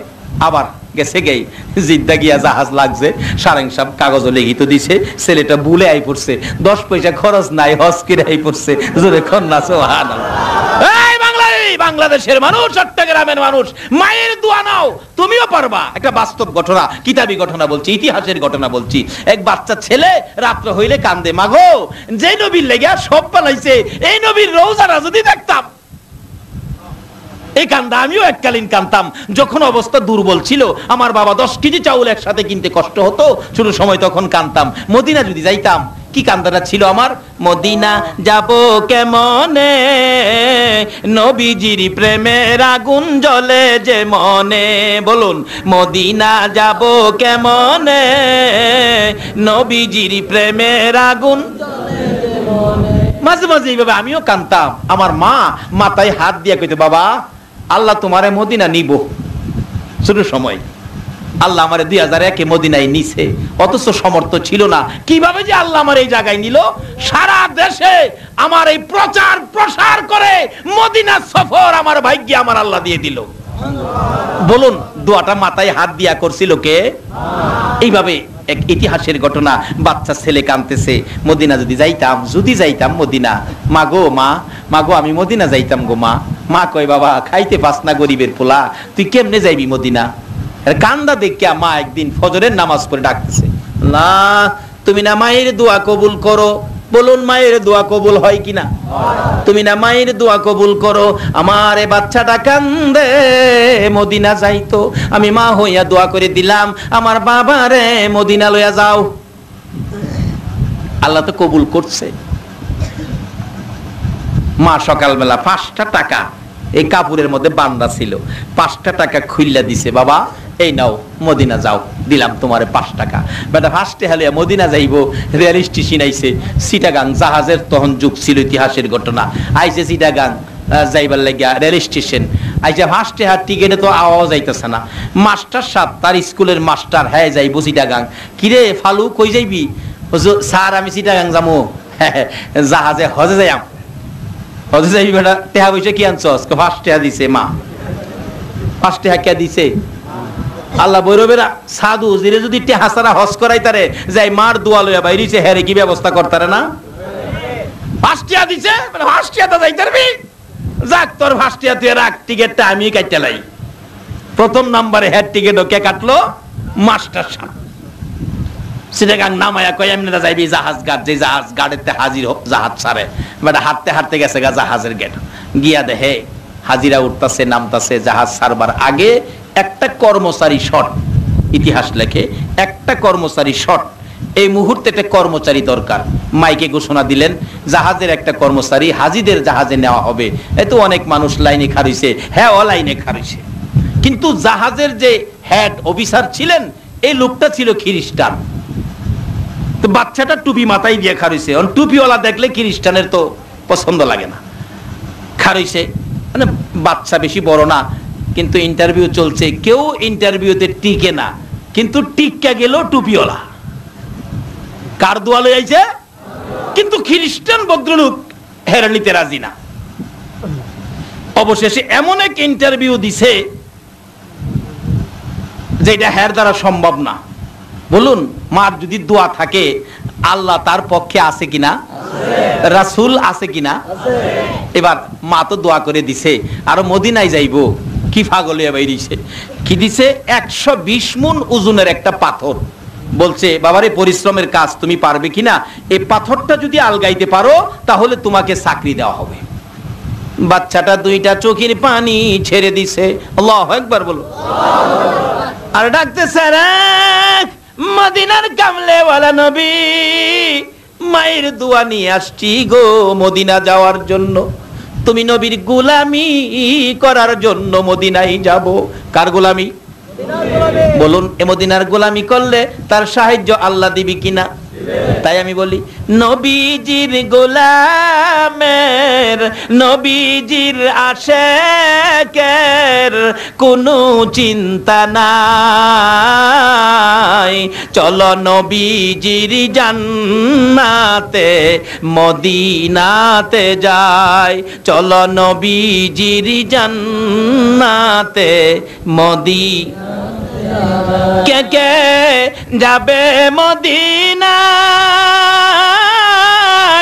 মদিনাতে কান্দে নবী উম্মতের মায়ায়। কে কে যাবে মদিনায়, মদিনাতে কান্দে নবী উম্মতের মায়ায়।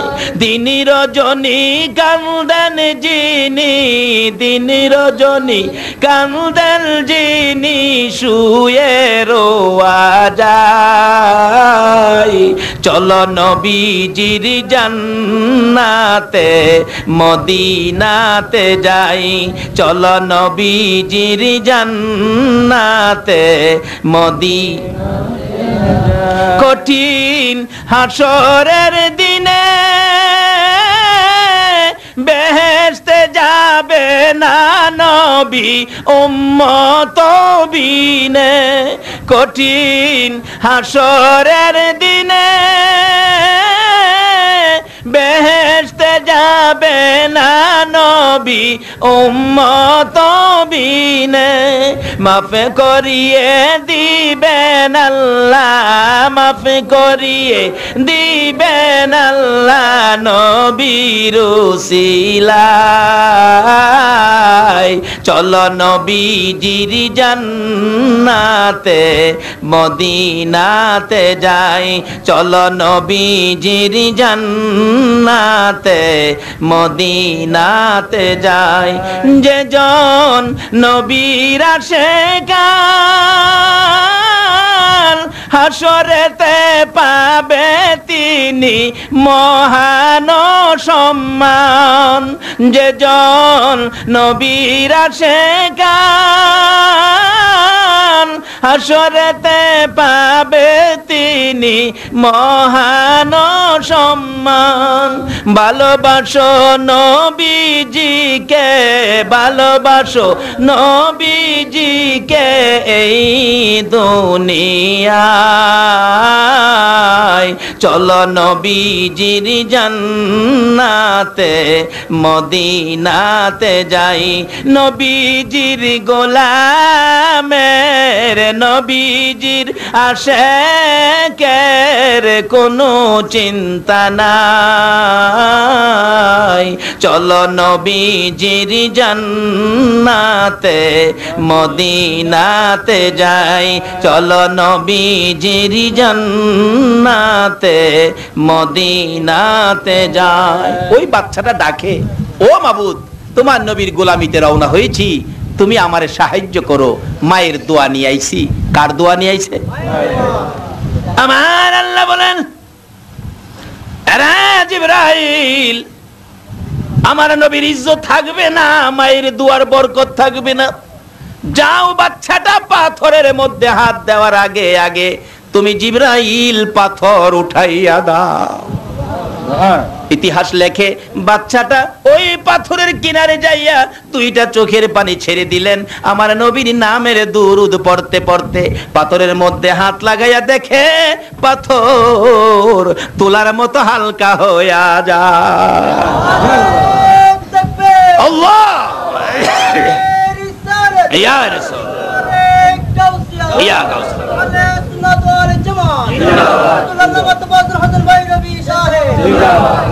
বাচ্চা পাথর আলগি দিয়া এমন এক ঢিল মারছে 120 হাত দূরে ফেলাইছে।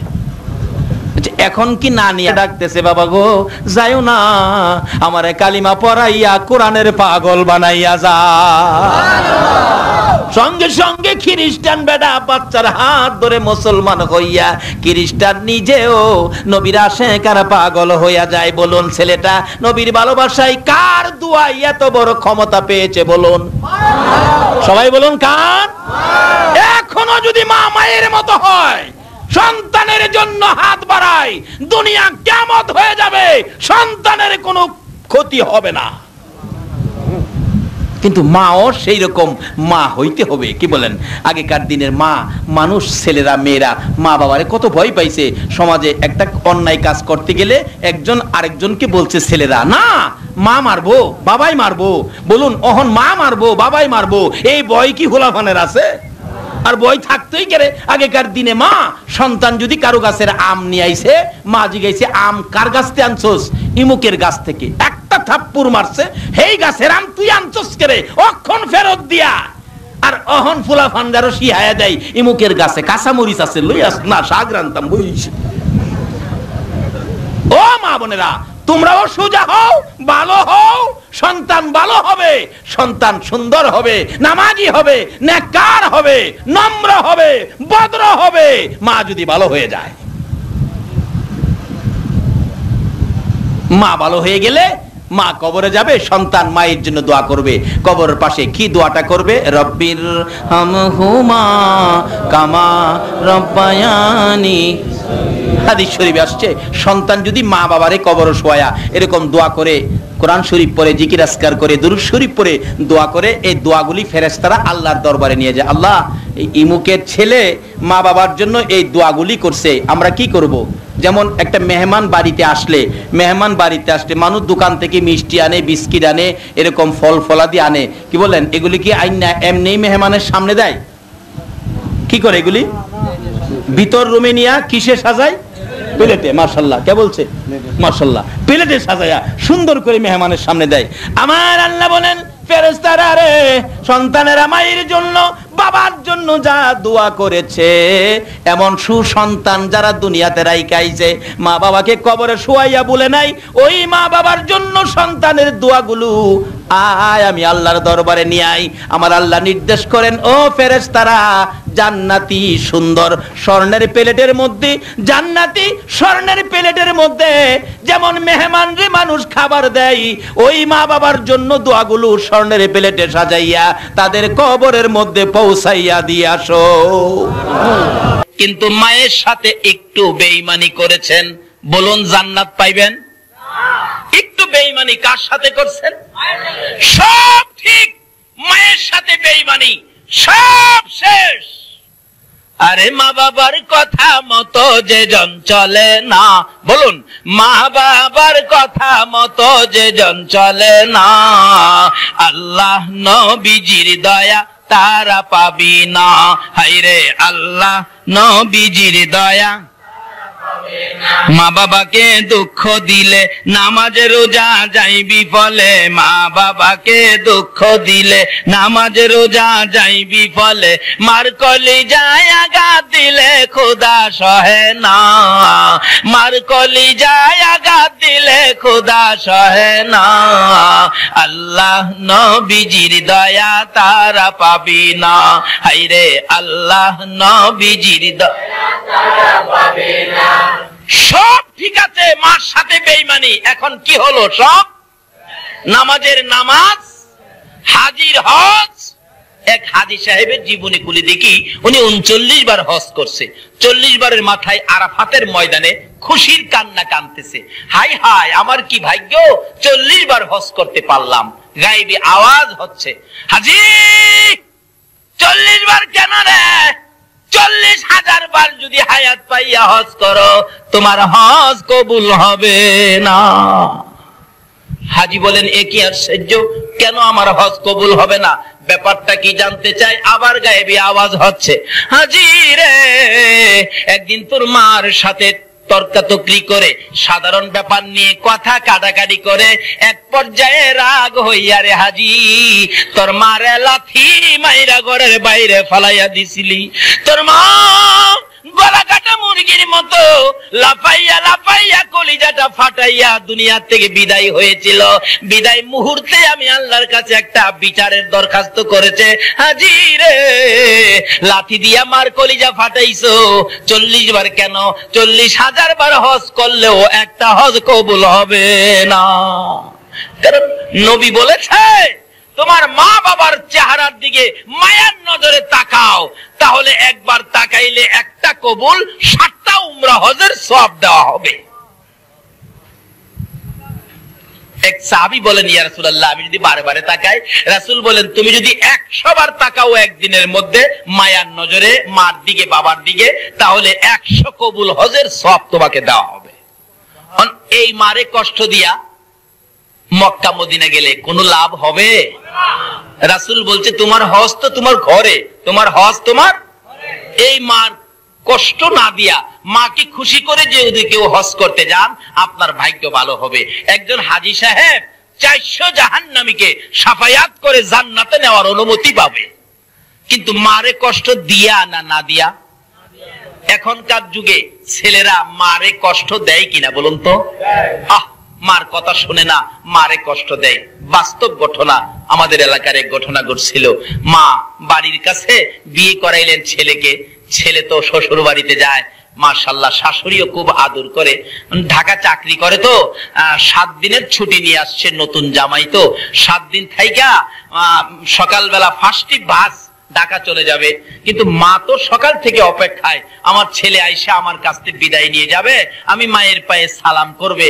কিন্তু সকালবেলা মা অপেক্ষায়, ছেলে আর মার দিকে লক্ষ্য নাই। শাশুড়ির কাছ থেকে বিদায় নিয়ে ঢাকা চলে গেছে। যাওয়ার পথে শীতের রাত্র ছিল, কুয়াশার মধ্যে রাস্তার মধ্যে বাড়ির থেকে 30 কিলোমিটার দূরে যাওয়ার পরেই ট্রাকের সাথে বাস মুখামুখি সংঘর্ষ, 7 জন লোক মারা গেল, তার মধ্যে এই ছেলেটাও মারা গেছে।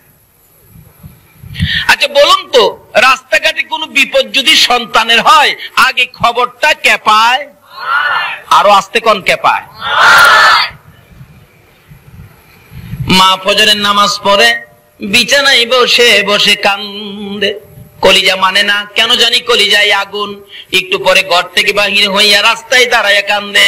পাড়া প্রতিবেশী মহিলারা প্রশ্ন করে, মা হইয়া এইভাবে কেন কাঁদতেছেন? জবাব দেন, মা দুঃখিনী। আরে মহিলারা, পাড়া প্রতিবেশী না, কেন জানি আমি মার কলিজায় আগুন জ্বলতেছে।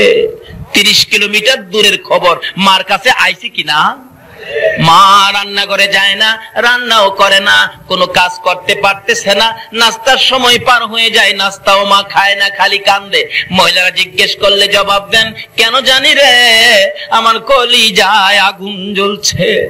একটু পরে অ্যাক্সিডেন্টের লাশগুলি টাইনা টাইনা বাহির করে, লোকটার পকেটে ভিজিটিং কার্ড ছিল, কার্ডের মধ্যে ঠিকানা পাইয়া লোকেরা টাকা উঠাইয়া কাইটা দিয়া প্যাকেট করে 200 টাকা ভ্যান গাড়ি ভাড়া করে উঠাইয়া দিয়ে লাল নিশান লাগাইয়া ভ্যান গাড়ি যাইতেছে লাশ লইয়া। বাড়ির কাছাকাছি যাওয়ার পর প্রশ্ন করলেন, ভাই সাহেব দাঁড়ান, দেখেন তো ঠিকানাটা চিনেননি? মন্নান লোকের নাম, বাড়িটা কোথায়? ওই লোকটা বলেন, কি হয়েছে? অ্যাক্সিডেন্টে মারা গেছে। লোকটা বলতেছে, ও ভ্যান গাড়ির ড্রাইভার, ওই যে দেখো মোড়ের মধ্যে দাঁড়ায়া মহিলাটা কাঁদতেছে, এই মহিলাটা মন্নানের মা লাগে। ভ্যান গাড়ির ড্রাইভার চোখের পানি ছেড়ে ছেড়ে কান্দে আর ডাকে, মন্নান রে তোর মা কেন রে রাস্তায় দাঁড়ায়া কান্দে? মধ্যে, বলুন তো 30 কিলোমিটার দূরের খবর মার কাছে আসছে কিনা? এই মারে কষ্ট দিও না, আমার নবীর শাফায়াত নসিব হবে না।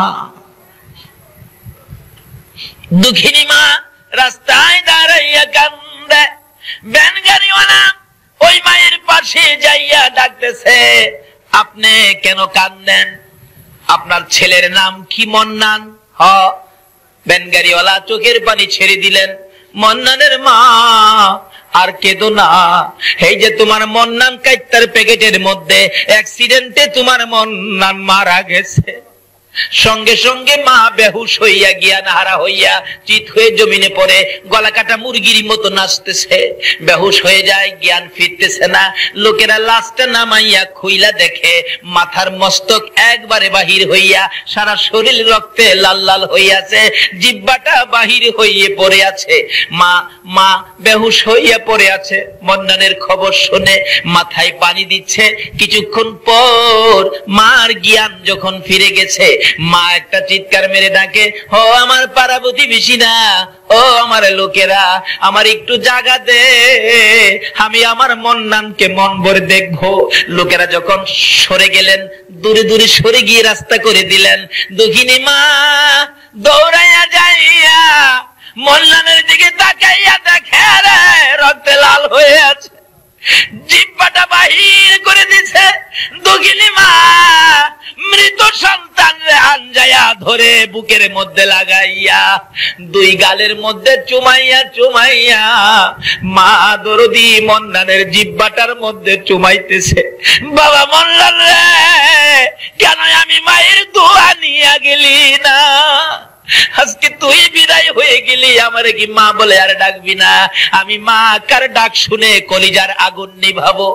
মরা ছেলে বুকে লইয়া, মৃত ছেলে বুকে লইয়া মা কান্দে, শাশুড়ি দূরে দাঁড়াইয়া নাকে কাপড় দিয়া রাখছে।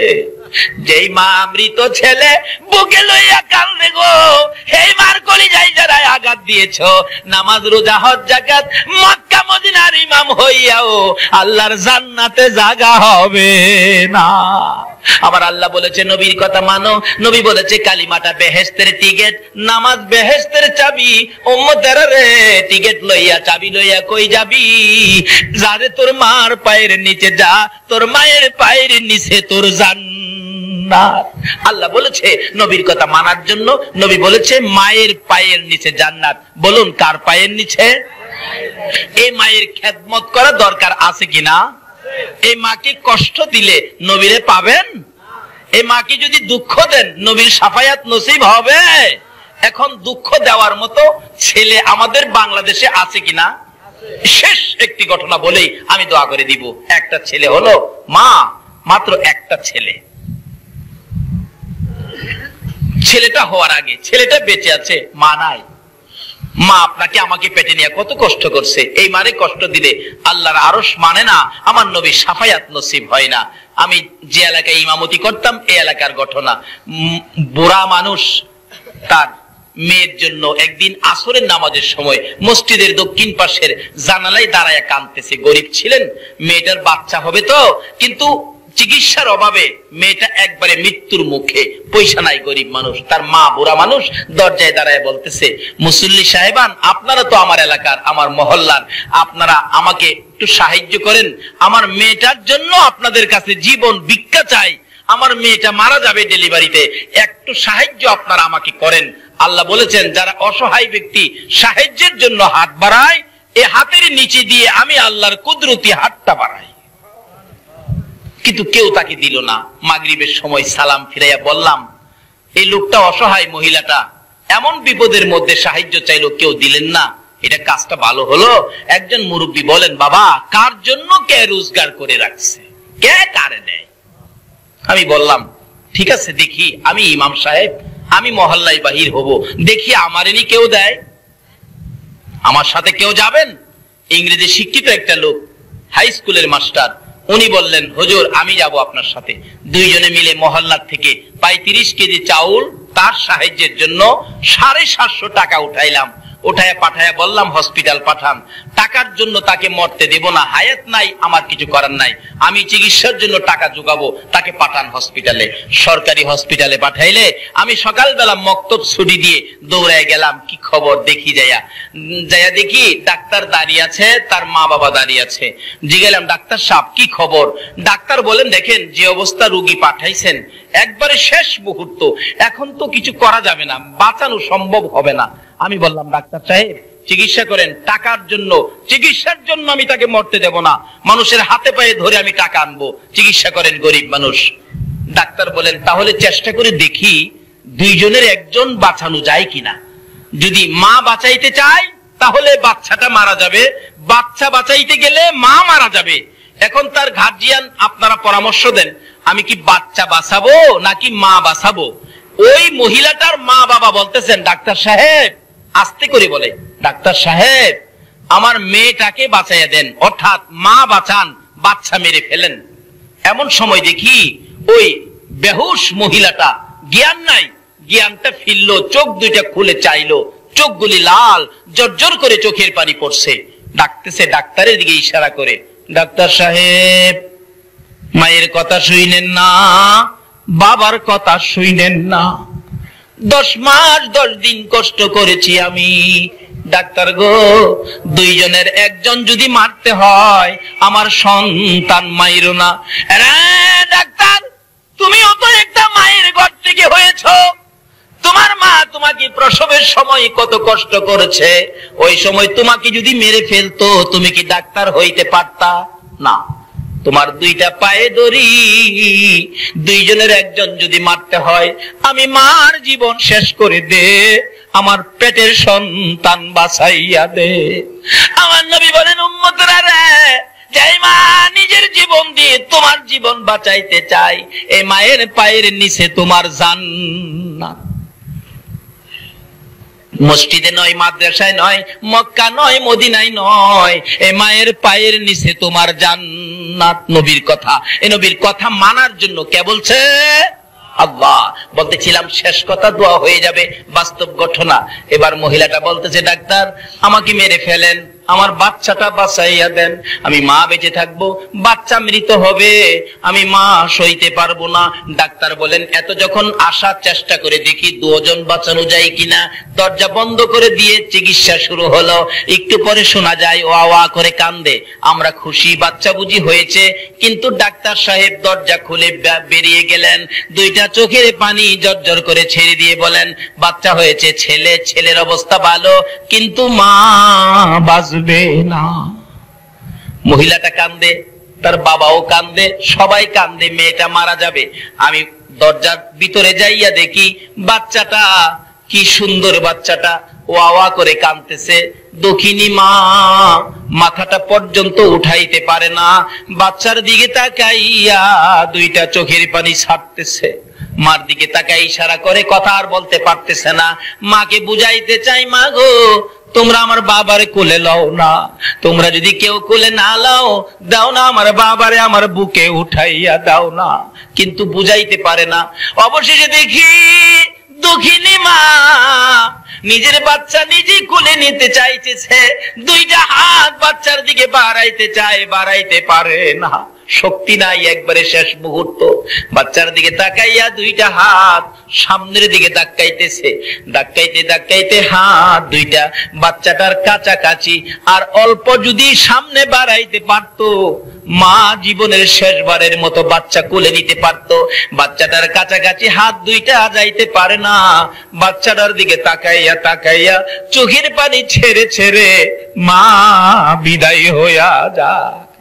আমার নবী বলেন, উম্মতরা রে, যেই মা মৃত্যুর মুখে তোমার মতো সন্তান কোলে নিতে চায়, এই মার কলিজায় আঘাত দিও না, আমি নবীর শাফায়াত নসিব হবে না। আসুন, আমার আল্লাহ বলেছে তোমরা আমার নবীর কথা মানো। নবী এই কথাগুলো আমাদের জন্য ওয়াজ করে গেছেন। আসুন, নামাজ বেহেশতের চাবি, কালিমা বেহেশতের টিকিট, মায়ের পায়ের নিচে বেহেশত। এর মধ্যে আরেকটা ওয়াজ কোরআন শরীফে আমার আল্লাহ করেছেন, ওয়াসাইনাল ইনসানা বিওয়ালিদাইহি ইহসানা। আল্লাহ এই ওয়াজটুকু কোরআন শরীফে করেছেন মা বাবা ব্যাপারে। আবার নবীজি এই প্রসঙ্গে ওয়াজ করেছেন। কি ওয়াজ করেছেন? তোমাদের মায়ের পায়ের নিচে তোমাদের কি, মাশাআল্লাহ, জানেন দেখা যায়, কিন্তু জানলে কি হবে? এখন তো মানে না বিদায় আমাদের মধ্যে অশান্তি। না মানে অলিরে, না মানে নবীজিকে, না মানে মা বাবাকে। যদি মা বাবাকে খেদমত করে মা বাবার কথা শুনে মা বাবার দোয়া নিতে পারেন, তাহলে আপনি একটা ওলি হতে পারবেন। মায়ের দোয়ায় ডাইরেক্ট ওলি হওয়া যায়। সুবহানাল্লাহ। যে নবীর কথা মানার জন্য বলেছেন, এই নবীর কথা যদি নবীকে ভালোবাসার সহিত মানতে পারেন, নবীর ভালোবাসায় ডাইরেক্ট ওলি হওয়া যায়। কিভাবে? আসুন ইরাকের জমিনে যাই। কষ্ট হইতেছে আপনাদের? ইরাকের জমিনে চলুন। ইরাকের বাদশার পালিত পালোয়ান ছিলেন জুনায়েদ বাগদাদী রহমতুল্লাহ আলাইহি। জুনায়েদকে একদিন বাদশা বলতেছেন, জুনায়েদ, তোমাকে এত খানা খাওয়াইলাম, এত বেতন তোমাকে দিলাম, এত সুযোগ সুবিধা তোমার জন্য দিলাম, কিন্তু তুমি যে কত বড় পালোয়ান হইলি, তোমাকে তো কুস্তি লাগাইয়া দেখলাম না, তোমার শক্তি কত। জুনায়েদ বললেন, দেন লাগাইয়া কুস্তি, আমাকে কুস্তি করে হারাবে এমন কোন ব্যক্তি পৃথিবীতে নাই, এমন কোন ব্যক্তি এই দেশে নাই, দেন লাগাইয়া। জুনায়েদকে বলতেছেন কুস্তি লাগার জন্য। ইরাকের ঘটনা, আপনারা কি ইরাকে যাইতে রাজি না? তাহলে কোন দিকে তাকিয়ে রইছেন? আর দেখেন নাই জীবনে? আমি আধা ঘন্টার মধ্যে ওয়াজ শেষ করে দিব।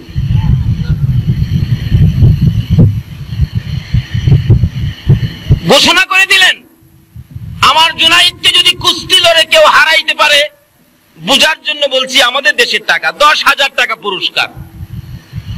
এমনি আওলাদে রাসূল, যেই নবী না হইলে কিছু হতো না, এই নবীর বংশের একটা লোক বাচ্চা কাচ্চা নিয়ে খুব কষ্টের মধ্যে আছেন, না খায়া দিন কাটে, 2 দিন 3 দিন কেটে যায়, চুলার মধ্যে আগুন জ্বলে না।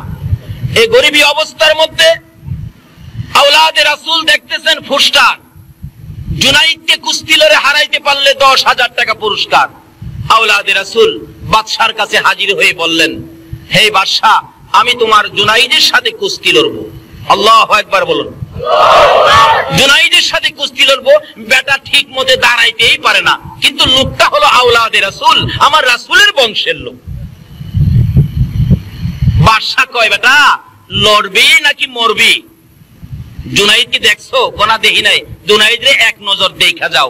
জুনায়েদকে দেখতে গেছে, যায়া দেখে বাবারে বাবা, কি বেটা হাতির মতো এক পালোয়ান বসা, আর আওলাদে রাসূল তো পেটে খানা নাই, একবারে জীর্ণ শীর্ণ দুর্বল লোকটা।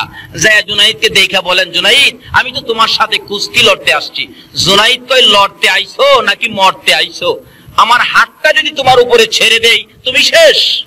আওলাদে রাসূল নবীর বংশের লোকটা বলতেছেন, জুনায়েদ, নিয়ম অনুযায়ী কুস্তি লড়ো, যদি আমি মরে যাই মরে যাব, তাতে তোমার কি? ঠিক আছে, দিন তারিখ করা হলো, শুক্রবার দিন জুমার পরে জুনায়েদের সাথে কুস্তি লড়বে। আরেক পালোয়ান আসছে। এবার সারা দেশের মানুষ ময়দানে নাইমা গেছে, জুনায়েদের সাথে কুস্তি লড়বে। এই লোকটা জানি কেমন। দুইজন যখন মাঠে নামছে, জুনায়েদ হাতির মতো, আর জুনায়েদের সাথে যে কুস্তি লড়বে, হ্যাঁ একটা মশার মতো, কিন্তু লোকটা যে নবীর বংশের। সুবহানাল্লাহ। লেফারি বলতেছেন, এই বেটা, এই তুই যে লড়তে আইছস, জুনায়েদের সাথে পারবি? ওই লোকটা বলতেছেন, লেফারি সাহেব, আপনার কাজ আপনি করেন, না পারলে আমার ব্যাপার, মরলে আমি মরবো, আপনার তো কিছু না। ঠিক আছে, তাইলে খেলো, খেলা দেখো জুনায়েদের সাথে কত মজা। এবার আওলাদে রাসূল, আমার নবীর বংশের লোকটা জীর্ণ শীর্ণ, পেটে খানা নাই, চোখের পানিগুলি ছেড়ে দিয়ে বলতেছেন, জুনায়েদ, তোমার সাথে কুস্তি লড়ার আগে 2টা কথা তোমার সাথে বলতে চাই। সুবহানাল্লাহ। জুনায়েদ রে, 2টা কথা বলার সুযোগ দিবিনি। জুনায়েদ বলেন, কি কথা বলবেন বলুন, অনুমতি দিলাম। লেফারি দূরে দাঁড়িয়ে আছে, জুনায়েদের কানের গোড়ায় মুখটা লাগাইয়া আওলাদে রাসূল চোখের পানি ছেড়ে ছেড়ে বলতেছেন, রে জুনায়েদ, আমারে চিনোনি? যেই নবী না হইলে জগৎ হতো না, তুমি হইতা না, আরশ কুরসি লৌহ কলম হতো না। আমি সেই নবীর বংশের লোক, আমি আওলাদে রাসূল। জুনায়েদ রে, আমার বাচ্চাগুলো না খাইয়া 3 দিন পর্যন্ত ঘুমাইতেছে, আর আমি সহ্য করতে পারি না, বাচ্চাদের মুখের দিকে তাকাইলে আমার কলিজা মানে না। রে জুনায়েদ, পারবিনি? আজকে নবীর ভালোবাসাই আমি আওলাদে রাসূলের কাছে নতি স্বীকার করে আমাকে 10,000 টাকা পুরস্কারের ভাগী করে দিতে। জুনাইদ বলেন, লোকটা আমার কানে কানে বলতেছে, আমি তার কথাগুলি শুনতেছি এক কানে, আরেক কানে শুনতেছি মদিনার কামলিওয়ালা নবী মদিনার থেকে ডাকতেছে, জুনাইদ রে, পারবিনি আমার আওলাদের মুখে হাসি ফুটাইতে? সুবহানাল্লাহ। আরে জুনাইদ, পারবিনি আমার আওলাদের মুখে হাসি ফুটাইতে? পারবিনি আমি নবীকে ভালোবাসা দিতে?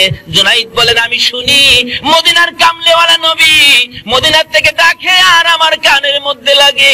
দুইটা চোখের পানি জোর করে জুনাইদ ছেড়ে দিলেন। রে লেফারি, বাঁশি বাজারে আজকে এমন খেলা হবে যেই খেলা পৃথিবীর মানুষ কোনোদিন দেখে নাই। সঙ্গে সঙ্গে লেফারি বাঁশি বাজাইলে আওলাদে রাসূল জুনাইদের গায়ে আঙ্গুল টুকুন ফিট করলে জুনাইদ ইয়া রাসূলুল্লাহ বলে চিৎ হয়ে জমিনে পড়ে যায়। আবার যখন আঙ্গুল লাগাইলেন আবার ইয়া রাসূলুল্লাহ বলে চিৎ হয়ে জমিনে পড়ে যায়। এইভাবে 3 বার জুনাইদ নতি স্বীকার করেছে, পুরস্কার দিয়ে দিলেন নবীর ভালোবাসায় আওলাদে রাসূলকে। জুনাইদ মাথা নিচে দিয়ে নিজের বাড়ির দিকে রওনা করেছে। সঙ্গীরা বলেন, উপস্থিত জনগণ বলতেছেন, জুনাইদ বাদশার দরবারে আর যাও না, বাদশার দরবারে তোমাকে জায়গা দিবে না, মজার খানা দিবে না, মোটা অঙ্কের বেতন আর তোমাকে দিবে না, এই বাদশার দরবারে তুমি যাইতে পারবে না। জুনাইদ দুইটা চোখের পানি ছেড়ে ছেড়ে কান্দে। রে মাঠের লোকেরা, ও জনগণ শোনো, আমি আর এই বাদশার দরবারে যাইতে চাই না, আমি দুজাহানের বাদশার দরবারে রওনা হয়েছি। আল্লাহু আকবার। ইয়া রাসূলুল্লাহ, ইয়া গাউসুল আজম, জিন্দাবাদ। মাশাআল্লাহ। আসুন, দয়ার নবী মায়ার নবীর ভালোবাসায় ডাইরেক্ট ওলি হওয়া যায়, এটাই আমি আপনাদেরকে বুঝাইতে চাইলাম। এবার আওলাদে রাসূলকে ভালোবাসা দিয়ে পুরস্কার দিলেন। জুনাইদ নিজের আমিত্ব, নিজের আধিপত্য বিলীন করে দিলেন। নিজের বাড়ির দিকে যাচ্ছে আর চোখের পানি ছেড়ে ছেড়ে ডাকতেছে আর গুনগুন করে কাঁদতেছে, ইয়া রাসূলুল্লাহ, ইয়া হাবিবাল্লাহ, ইয়া রাসূলুল্লাহ, আমার মৌতের নিদান কালে থাকিয়ে নবী গো আমার শিয়রে, আমার মৌতের নিদান কালে থাকিয়ে নবী গো আমার শিয়রে, দেখিব আপনাকে দুই নয়ন ভরে, ইয়া রাসূলুল্লাহ, ইয়া হাবিবাল্লাহ, ইয়া রাসূলুল্লাহ, ইয়া হাবিব। এইভাবে জুনাইদ কানতে কানতে নবী নামের জপনা জপতে জপতে বাড়িতে ঢুকে গেলেন। এশারের নামাজ পড়ে জুনাইদ বিছানার মধ্যে শুয়ে শুয়ে ডাকে, দয়ার নবী, মায়ার নবী গো, ও আমার প্রাণের নবী। এইভাবে ডাকতেছে, চোখের মধ্যে ঘুম আসে, আবার একটু পরে সজাগ হয়ে যায়, ঘুম আসে একটু যায়। এমন সময় দেখে উম্মতের কান্ডারি আর মদিনার রওজার মধ্যে শোয়া নয়। সুবহানাল্লাহ। দয়ার নবী মায়ার নবী মদিনার রওজার থেকে উঠে জুনাইদের ঘরে হাজির হইয়া যায়। ছেড়ে দে নৌকা মাঝি যাব মদিনায়, বলুন না, ছেড়ে দে নৌকা মাঝি, মদিনাতে কান্দে নবী উম্মতের মায়ায়, মদিনাতে কান্দে নবী উম্মতের মায়ায়, ছেড়ে দে নৌকা মাঝি যাব মদিনায়, ছেড়ে দে নৌকা মাঝি। নবী মদিনাতে আছে শুইয়া গুনাহগার উম্মতের মায়া, মদিনাতে আছে শুইয়া গুনাহগার উম্মতের মায়া, সেই নবীরই প্রেমে সবাই পাগল হও না, সেই নবীরই প্রেমে সবাই পাগল হও না, ছেড়ে দে নৌকা মাঝি যাব মদিনা, ছেড়ে দে নৌকা মাঝি। আল্লাহ নামের বর্ষা করি, সারলাম নবীর প্রেমের তরি। বলুন, আল্লাহ নামের বর্ষা করি, সারলাম নবীর প্রেমের তরি। দয়াল নবীর রওজা খানি আমায় দেখাও না, দয়াল নবীর রওজা খানি আমায় দেখাও না। ছেড়ে দে নৌকা মাঝি যাব মদিনা, ছেড়ে দে নৌকা মাঝি। খালি মুখে মুখে কইবেন নাকি আল্লাহ তৌফিক দিলে মদিনা যাইবেন? মদিনা যাইবেন? মদিনা গেলে একটা সদাই পাবেন মদিনার মার্কেটে, যেটা পৃথিবীর কোন মার্কেটে পাওয়া যায় না। আউট অফ মার্কেট একটাই সদাই, একটাই মার্কেট, এটা হলো মদিনা। সদাইটা কি? রাসূল বলেছে। বলবো? রাসূল বলেছে, মানজারা কবরি ওয়াজাবাত লাহু শাফাতি। যারা আমি নবীর রওজাটাও জিয়ারত করে গেছে, তাকে শাফায়াত করে জান্নাতে নেওয়া আমি নবীর উপর ওয়াজিব হয়ে গেছে। মদিনার রওজা জিয়ারতকারী একটা মানুষ দেখা যেই কথা, একটা জান্নাতি মেহমান দেখা সেই কথা। যদি আল্লাহ তৌফিক দেয়, যাবেন নি মদিনা? ও বাবা যুবকেরা, এখন থেকে সিগারেট না খায়া, আইসক্রিম না খায়া 2 টাকা 1 টাকা করে জমা করো মদিনার উদ্দেশ্যে। যদি তোমার ক্ষমতা নাও হয়, একদিন মদিনার কামলেওয়ালা নবী তোমার ভাঙ্গা করে স্বপ্নে দেখা দিয়ে যাবে। আল্লাহ আমাদেরকে সেই জায়গায় কবুল করুন। সকলে বলুন আমিন। বলতেছিলাম, জুনায়েদ বাগদাদী বলেন, আমি তো আমার ঘুমের ঘরে ঘুমিয়ে আছি, আমি দেখি মদিনার কামলেওয়ালা নবী আয়েশা আমারে ডাকতেছে, রে জুনায়েদ। আল্লাহু আকবার। জুনায়েদ, আজকে খেলার মাঠে কি খেলা খেলেছো? আমি নবী মদিনায় শুয়ে থাকতে পারলাম না। জুনাইদ রে, আয় আমার পাশে আয়। আজকাল থেকে তুই পালোয়ান জুনাইদ নয়। নবীজি একটা রুমাল মুবারক জুনাইদের মাথার মধ্যে পেঁচাইয়া বাঁধতেছে আর বলতেছে, আজকাল থেকে তুমি আউলিয়াদের মাথার তাজ, তাজুল আউলিয়া জুনাইদ। নবীর ভালোবাসায় ডাইরেক্ট ওলি হওয়া যায়। জোরে জোরে কন্যা সুবহান। ইয়া রাসূলুল্লাহ, জিন্দাবাদ জিন্দাবাদ জিন্দাবাদ জিন্দাবাদ। মাশাআল্লাহ। বলতেছিলাম, ওলি হইতে গেলে রাস্তাগুলি কত যে সহজ। নবীর ভালোবাসায় ডাইরেক্ট ওলি হওয়া যায়। আরেকটা ওলি হওয়ার রাস্তা হলো মায়ের দোয়ায়। বলুন কার দোয়ায়? আরো জোরে বলুন, কার দোয়ায়? কোরআন শরীফে মায়ের ওয়াজ করেছেন, বাবার ওয়াজ করেছেন আমার আল্লাহ। ওয়াসাইনাল ইনসানা বিওয়ালিদাইহি ইহসানা। আল্লাহ ওয়াজ করেন আমরা যেন আমাদের মা বাবার সাথে ভালো ব্যবহার করি। বলুন, মা বাবার সাথে কি ব্যবহার? আচ্ছা, এখন কি মা বাবার সাথে ভালো ব্যবহার আছে? আমি যে এলাকায় ইমামতি করতাম, এটা ময়মনসিংহ বাজিতপুর এলাকায়। আপনার বাজিতপুর, হ্যাঁ মাশাআল্লাহ, এই ভাই সব চিনে দেখা যায়। বাজিতপুর ইমামতি করতাম তো, এক মজার ঘটনা। বাপ বেটায় ঝগড়া লাগছে। বাবা ঝগড়া লাগে ছেলেরে বলতেছে, তোমাকে সেটা পুলাই বাবারে কো আপনারে ডবল সেটা। আসেনি এই যুগ অহন বর্তমানে? অথচ মা বাবার সাথে কি ব্যবহার! আল্লাহু আকবার। কোরআন শরীফ খুলে দেখুন, মা বাবা যদি তোমাকে মারে, মা বাবার সামনে উহ আহ এরকম করে কান্নাকাটি করো না, তোমার মা বাবা কষ্ট পাবে। মা বাবা মারলে দূরে গিয়া কাঁদো, সামনে না। নামাজ পড়বেন, রোজা রাখবেন, হজ করবেন, যাকাত দিবেন, নবীর আশিক হবেন, ওলির পাগল হবেন।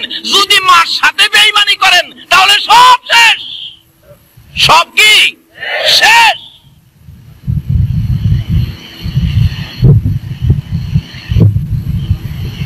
বাস্তব ঘটনা। 2001-এ হজ করতে গিয়েছিলাম। মুআল্লিম সাহেব আমাদেরকে মদিনায় আগে নিয়ে গেছে। মদিনায় যায় দেখি আমাদের দেশে অনেক লোক।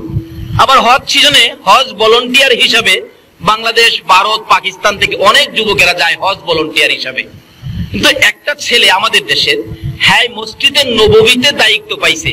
আচ্ছা কন্ত, মসজিদের নববীতে দায়িত্ব পাইলে তার ভাগ্যটা ভালো না খারাপ? কিন্তু মসজিদের ভিতরে ঢুকে ঝাড়ু দিবে, পরিষ্কার করবে, কিন্তু থাকতে পারে না। তার শরীরের মধ্যে নাকি আগুন জ্বলতে থাকে। কে বলে তাকে মারতে আসে, দৌড়ে বাহির হয়। এভাবে কয়েকবার চেষ্টা করলো, সে থাকতে পারে না, দৌড়ে বাহির হয়ে যায়। তখন তার সঙ্গীরা বললেন, তোর কি হইল, ব্যাপারটা কি? আমি তো বুঝতে পারতেছি না, আমার সমস্ত শরীরের মধ্যে আগুন জ্বলতে থাকে, কে জানি আমার মারতে আসে, আমি থাকতে পারি না। বুঝছি তুই নতুন আইসস, তো হয়তো বাড়ি ঘরের জন্য তোর মায়া লাগে, আমরা কিছু টাকা দিলাম 5-7 জনে মিলে, বললাম তুই কয়েকদিন ঘুরে গেলে বাহিরে খা, 2-4 দিন পরে আবার কাজে যায় যোগ দিবি। ঠিকই 2-4 দিন পরে আবার যোগ দিছে, কিন্তু কি শান্তি তো আসে না, অশান্তি, আগুন জ্বলতে থাকে, ভিতরে ঢুকলে কে জানি ঘাড় ধরে বের করে দেয়। রাত্রের বেলা সকলে বসলো, বাঙালি যারা যারা আছে, ব্যাপারটা কি, এত ভাগ্যবান চাকরি মসজিদে নববীতে, নবীর রওজার পাশে, কি ভাগ্য, কিন্তু তুমি থাকতে পারো না, কারণটা কি? ওই বাংলাদেশের ছেলেটা 2001-এর ঘটনা, কানতেছে আর বলতেছে যুবকটা, সঙ্গীরা রে আমারে দেশে পাঠায় দাও, আমি এখানে চাকরি করতে পারবো না। কেন? আমি মসজিদে নববীতে হজ ভলান্টিয়ারের দায়িত্ব পাইয়া যেদিন বাংলাদেশ থেকে বিমানে উঠছিলাম, বিমানে উঠার 8 দিন আগে আমার মারে একটা লাত্তি মারছিলাম। বলুন, বাংলাদেশে যদি মারে লাত্তি দেয়, মদিনার কামলিওয়ালা নবী খবর পায় কিনা? এই লোকটাকে কি নবী জায়গা দিবে? আমার নবী জীবনে কোনদিন বাবার মুখ দেখে নাই। 6 বছর বয়সে আমার নবী কান্দে, মায়ের গলায় ধরে, মা মা মাগো, মা আমার মনের দুঃখ কে সামলাবে? কি দুঃখ বাবা? তোমাকে কি কেউ মারছে? না। তোমাকে কি কেউ গালি দিছে? বাবা মুহাম্মদ, যদি তোমার কেউ গালি দেয়, মক্কা নগরীর বিচার আচার করে তোমার দাদা আব্দুল মুত্তালিব, তুমি বলো তোমার কে গালি দিছে, কার দেওয়া ব্যথায় তুমি কেঁদেছো, এখন তোমার দাদাকে দিয়ে ডাকাইয়া কঠোর বিচার করব। কিন্তু আমার আপনার নবী, শিশু নবী, 6 বছর বয়স, মায়ের গলায় ধরে কান্দে, মা গো, কেউ আমারে গালি দেয় নাই, কেউ আমারে ব্যথা দেয় নাই, তাহলে তুমি এইভাবে কেন কান্দো? মা, আমি জানতে চাই মক্কার সকল ছেলেরা বাবা কইয়া ডাকে, আমি তো জীবনে কোনোদিন বাবা কইয়া ডাকতে পারলাম না। মা গো, আমি আমার বাবার ব্যথাই কান্দি, বলো না আমার বাবা কই আছে?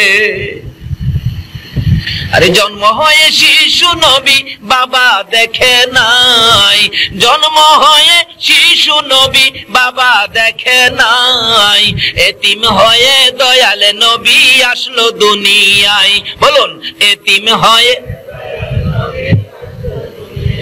এতিম নবী একা ঘরে, কেউ তো আদর করে না রে, এতিম নবী একা ঘরে, কেউ তো আদর করে না রে।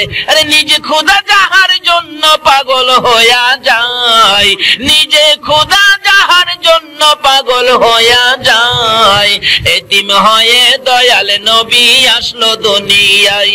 হাইরে এতিম হয়ে দয়াল নবী, বলতেছিলাম দয়ার নবী, মায়ের নবী, মায়ের গলায় ধরে যখন কান্দে, মাগো আমি কান্দি একটা ব্যথা, সেটা হলো আমার বাবা কই। আমি তো জীবনে কোনোদিন বাবা বলে ডাক দিলাম না, জীবনে আমি কোনোদিন বাবার কোলে উঠলাম না।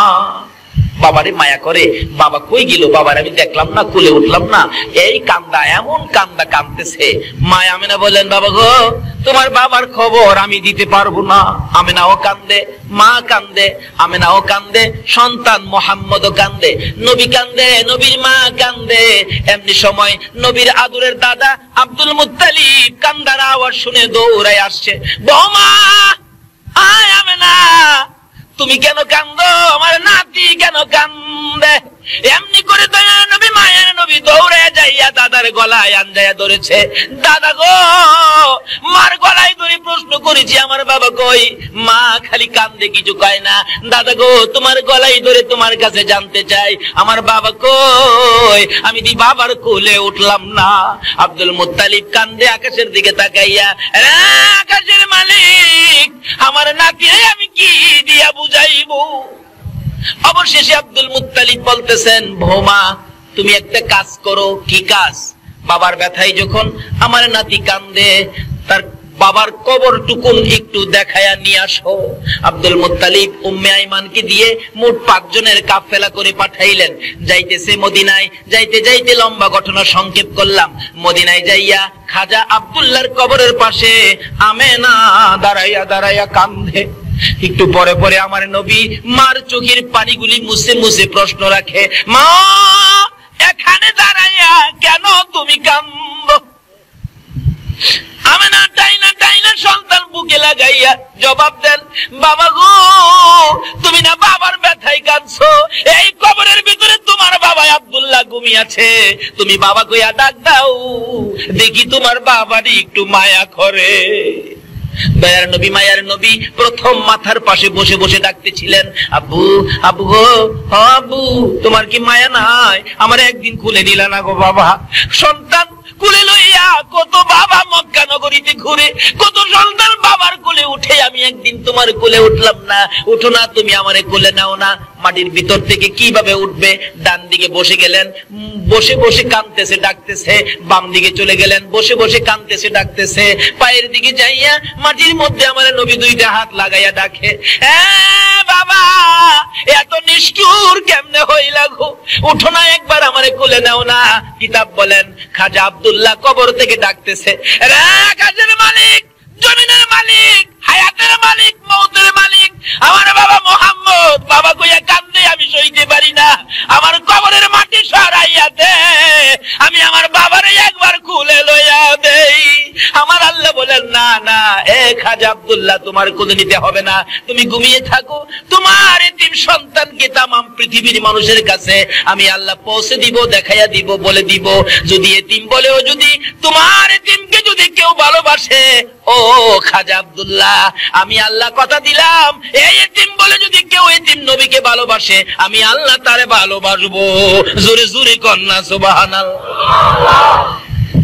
আমার নবী কাঁদতেছে, কিন্তু কই মাটি কাঁপতেছে, খাজা আব্দুল্লাহ কোলে নিল না। অবশেষে মা আমেনা টাইনা টাইনা কোলে লইয়া ডাকতেছে, মা ডাকতেছে, বাবারে এইভাবে আর কাঁদলে কি লাভ হবে? আমার আল্লাহ বলেন, বন্ধু গো যেইভাবে তুমি বাবার কবরে কাঁদছো, এইভাবে তোমার উম্মতেরা যদি বাবার কবরে যাইয়া কান্দে, কথা দিলাম এক ফোঁটা চোখের পানি যদি তোমার মতোই আমারে কোন সন্তান বাবার জন্য দেখাইতে পারে, এই চোখের পানির বিনিময়ে তার বাবাকে আমি জান্নাতে পৌঁছাইয়া দেব। নবী মায়ার নবী মার কোলে উঠে গেল, মা টাইনে টাইনে কোলে লইয়া রওনা হলেন মক্কার দিকে, আবার চলে আসবেন। আবওয়া নামক স্থানে আসার পর আমেনা ডাকতেছে, উম্মে আইমান রে আমি হাঁটতে পারি না, আমার তো জ্বর আইসা গেছে, তাবু টানাও। তাবু টানাইলে তাবুর ভিতরে শুইয়া আমেনার জ্বর খালি বাড়তে থাকে, শরীরের অবস্থা খুব খারাপ হয়ে গেলে দুইটা হাত বাড়াইয়া ডাকতেছে, আমেনা উম্মে আইমান কই রে, আমার মোহাম্মদ কই, আমার বুকে উঠাইয়া দে। দয়ার নবী মায়ের নবী শিশু নবীকে আমেনা কোলে লইয়া দুইটা গালে চুমাইয়া চুমাইয়া ডাকে, বাবা মোহাম্মদ বাবা খুঁজতে যাইয়া আজকে বুঝি মা হারাইয়া ফেলবা, আমার মন বলে আমি বাঁচবো না। দয়ার নবী মায়ের নবী মার দুই গালে চুমাইতেছে, মা গো এমন কথা বলো না, তুমি যদি মরে যাও আমি কার সাথে ঘুমাবো? কে আমারে বাবা কইয়া ডাকবে? কে আমারে আদর করবে? কে আমারে মায়া করবে? আমি কারে মা বলে ডাকবো? এবার উম্মে আইমান বলে, না আমার পাশে আও। টাইনা টাইনা কোলে নিলে এবার দেখা যায় আমিনার চোখগুলি যেন নড়তেছে, বিদায় হয়ে যাবে। দৌড়ে যাইয়া আমার নবী শিশু নবী মায়ের নবী দয়ার নবী মায়ের গলায় আঞ্জায়া ধরেছে। এবার সন্তান বুকে লইয়া মা আমেনাও বিদায় হইয়া যায়। দয়ার নবী কান্দে, মাবুদ আমার কি বানাইলা গো আল্লাহ, একদিকে বাবা নাই, মার বুকে ঘুমাইতাম, আমার মাও দুনিয়া থেকে বিদায় হয়ে গেছে। আমার আল্লাহ বলেন, বন্ধু গো মা হারা কোন সন্তান যদি তোমার মতো এইভাবে কান্দে, মায়ের কবরে যাইয়া যদি কান্দে, কথা দিলাম তোমার মতো এক ফোঁটা চোখের পানি যদি আমার মায়ের জন্য দেখাইতে পারে, সন্তানের চোখের পানির উসিলাই তার মা বাবার কবর জান্নাতের বাগান বানাইয়া দেব। আমার নবী এইভাবে তরিকা আমাদের সামনে রাস্তাগুলি খুলে দিয়ে গেলেন। যদি আমরা মার সাথে বাবার সাথে ভালো ব্যবহার করি, দুনিয়াতে একটা ওলি হইতে পারবো। মায়ের দোয়াই ওলি হওয়া যায়, নবীর ভালোবাসায় ওলি হওয়া যায়, ডাইরেক্ট ওলি হওয়া যায়। আসুন সংক্ষেপ আলোচনা বলতেছিলাম, দয়ার নবী মায়ার নবীকে কোলে লইয়া উম্মে আইমান দাসী মক্কার দিকে রওনা হলো। বহুদিন পার হয়ে গেলে আব্দুল মুত্তালিব ঘুমায় না, রাত্র হলে খালি ছটফট করে। বহুদিন হলো আমার আদরের নাতি মক্কা থেকে মদিনা গিয়েছিলেন, এখন পর্যন্ত কেন আসে না? মদিনার কাছাকাছি, মদিনার থেকে বিদায় হইয়া উম্মে আইমান মুহাম্মদকে কোলে লইয়া যখন মক্কার কাছাকাছি আইসা গেল, আব্দুল মুত্তালিব দেখে 5 জনের কাফেলা করে পাঠাইলাম, কাফেলার মধ্যে একটা লোক কম দেখা যায়। ডাকতেছে, ও আমার ছেলেরা বেরিয়ে যা, দেখ কাফেলার মধ্যে লোক একটা কম দেখা যায়। আমার মন বলে রে, আমার আদরের বৌমা বুঝি দুনিয়ায় না। খবর পাঠাইলে খবর একটাই পাওয়া গেল, আদরের বৌমা দুনিয়ায় নাই। কাছাকাছি আসার পর আমার নবী দাদাকে দেখে দূর থেকে হাত বাড়াইয়া ডাক মারছে, দাদা গো, আমার কে কুলে নিবে গো দাদা, আমার মা নাই, বাবাও নাই, আমার কে আদর করবে? দাদা হইয়া 2টা হাত বাড়াইয়া ডেকে ডেকে বলতেছেন, আয় আমার কোলে আয়, আমি যতদিন বেঁচে থাকবো আমি তোর বুকে রাখবো রে, আমি তোর কোলে রাখবো রে নাতি। তার জীবনী লিখে মাঝে মাঝে আব্দুল মুত্তালিব বলেন, রাত্রের বেলা নাতি যখন আমার কাছে ঘুমাইতো, মাঝে মাঝে আমার গলায় ধরে মা মা কইয়া, বাবা বাবা কইয়া চিৎকার মারতো। আমি কোলে লইয়া আবার ঘুম পাড়াইয়া বলতাম, নাতি রে ঘুমা রে, তোর মা নাই রে, তোর বাবা নাই। এইভাবে মা হারা বাবা হারা হইয়া আমার নবী কত কান্দা কাঁদছে। এই নবীর উম্মত যদি হও, যদি নবীর কথাগুলি মানো, মায়ের কবরে যাও, বাবার কবরে যাও, যদি মা বাবা দুনিয়ায় না থাকে, আর যদি মা বাবা দুনিয়ায় থাকে, মা বাবার খেদমতে চলে যাও। কই যাবেন? মা বাবা দুনিয়ায় থাকলে কই যাবেন? মা যদি বলে, বাবা আমার জন্য 2টা আপেল আইনো, কি বলেন, আনতে হবে কিনা? এখনের পোলাফান আনতে রাজি না, দমক মারে, টাকা নাই। অথচ 100 টাকার সিগারেট খা, মার জন্য 2টা আপেল আনতে পারে না বাঙালি। এই জাতের সন্তান আছে কিনা দুনিয়াতে বলুন তো? এক বেচারা বাবা আছে, মা নাই, বাবার জন্য ভাতের ব্যবস্থা করছে। একটা মাটির বাসন আছে না, মাটির বাসন, এটা কি কন আপনারা? মাটি দিয়ে যে বাসন বানায়, মাইত্যা বাসন কয়, আমাদের দেশে কয় হানুক। হানুক, আরে হাঙ্কি আর কি, হাঙ্কি। সেই শাঙ্কির মধ্যে বাবারে বাদ দেয়, বাসনও দেয় না। আচ্ছা, এতে কি বোঝা যায়? বাবারে আদর করে নাকি ঘৃণা করে? ঘৃণা করে। হাঙ্কির মধ্যে বাদ দেয়, একেবারে প্রত্যেক দিন এক সমান এক মাপে বাদ দেয়। বাবা তো বুড়া মানুষ, একদিন ভাত খাইছে, পেটটা ভরে নাই, বাসনটা হাতে নিয়ে কাঁদতেছে, কাঁদতে কাঁদতে অস্থির। তার নাতি ছিল, আদরের নাতি। নাতি বলতেছেন, দাদা তুমি কাঁদো কে? দাদা কই, কাঁদি রে ভাই, যে ভাত দিছে, ভাত খায়া তো আমার পেট ভরে নাই, আর চাইতে ভাত হইলে ভালো হইতো, এই জন্য কাঁদি। বর্তমানের অবস্থান বলছি। নাতি কো, দাদা দাও, আমার কাছে দাও, আমি ভাত নিয়ে আসি তোমার জন্য। কয় না, তুমি আবার ভাত চাইতে গেলে আবার নিয়ে সন্ধ্যার সময় ভাত বন্ধ হয়ে যা, দরকার নাই, যা খাইছি তাই, আর দরকার নাই, সবুর পেয়ে আছি। নাতি চালাক, বাচ্চা ছেলে খুব চালাক। হ্যাঁ, মাটির বাসন লইয়া দৌড় মারছে, উঠানে যাইয়া বাসনটা ইচ্ছা করে হাত থেকে ফালাইয়া ভেঙে ফেলছে। বাইঙ্গা হ্যাঁ নিজেই কাঁদতেছে, তার মা বাবা 2 জন বেরিয়ে আসছে। আব্দুল আলী, কান্দুসকে বেটা? আব্বা কান্দি, বাসনটা যে ভাঙ্গে গেল এই জন্য তো কান্দি। বাসন একটা ভাঙছে বেটা, মাটির বাসন 10টা নিয়ে আমু, কান্দুসকে? আয় আমার কোলে আয়। কয় না, কোলে যাবো না, আগে কাইন্দা লই। কেন কাঁদবি? মাটির বাসনটা যে ভাঙছি। আরে একটা ভাঙছো, 10টা নিয়ে আমু, এটা কয় টাকার ব্যাপার? না, এই বাসনের জন্য না, আমি যে দাদার বাসনটা ভাঙছি। তুমি তোমার বাবারে যেই বাসন মাইপা ভাত দিতা, আমি বড় হইয়া এই যাওয়া সব শেষ। শেষ কথা, মা বাবার সাথে আজকালকার দিনে যে কি ব্যবহার করে, আমার জানা ঘটনা। আমি যখন চাকরি করতাম, এলাকার ঘটনা, কি সুন্দর ঘটনা দেখেন। একটা মাত্র ছেলে হয়েছে, একটা ছেলে। ছেলে হওয়ার পরে ছেলের বাবা মারা গেছে, মা বাচ্চাটা কোলে লইয়া কান্দে। আমি যদি অন্য জায়গায় বিবাহ বসি, এই ছেলেটারে তো রাখবে না, বের করে দিবে। বাবা বলে ডাক দেওয়ার সুযোগ নাই, মা কইয়াও ডাক দিতে পারবে না, না বিয়ে বসবো না। একটা বাচ্চার দিকে চায়া মহিলাটা সব শেষ করে দিলেন।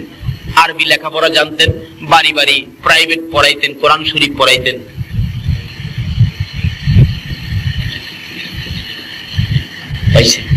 এটা আবার সিলিপও দিছে। স্লিপ দিতে চট্টগ্রাম, এটা কইবার নেই।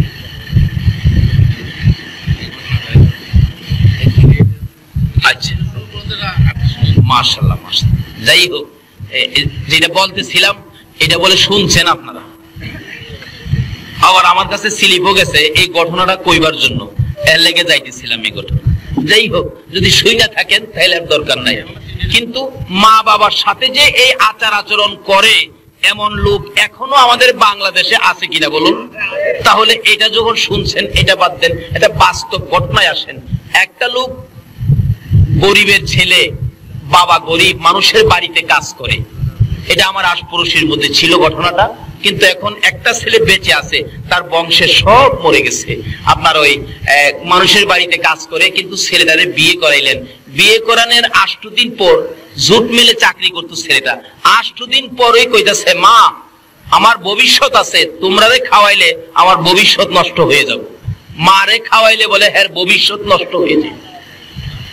এই আচার আচরণ করে নামাজ পড়লে কি লাভ হবে? রোজা রাখলে, মুফতি মুহাদ্দিস মুফাসসির হইলে কিচ্ছু লাভ হবে।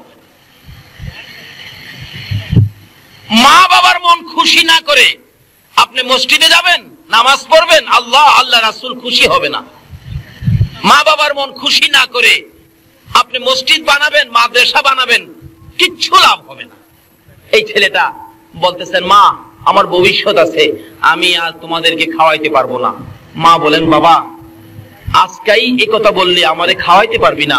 তোর বাবা কত কষ্ট করে তোরে বড় করেছে, লালন পালন করেছে, আমারে খাওয়াইতে পারবি না? কনা পারবো না। অবশেষে কি করবে?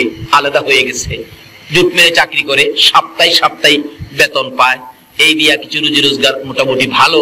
দুইজন মানুষ তো কিছু টাকা আয় থাকে। কিছু জমি জমা রাখলেন বন্ধক, জমি জমার উপর কিছু দান, 20 থেকে 25 মণ দান তার ঘরের মধ্যে জমা হয়ে গেছে। খাওয়ার পরে 20 মণ 25 মণ দান। তার বাবা অসুস্থ, মানুষের কাজে যাইতে পারে না। অবশেষে ছোট্ট আরেকটা ভাই ছিল, পেটের খিদায় কাঁদতেছে। 2 দিন 3 দিন হয়ে গেল, ঘরে খানা আনতে পারে না। বাবা তো অসুস্থ, খানা আনবে কে? রোজগার করিয়া কেউ নাই।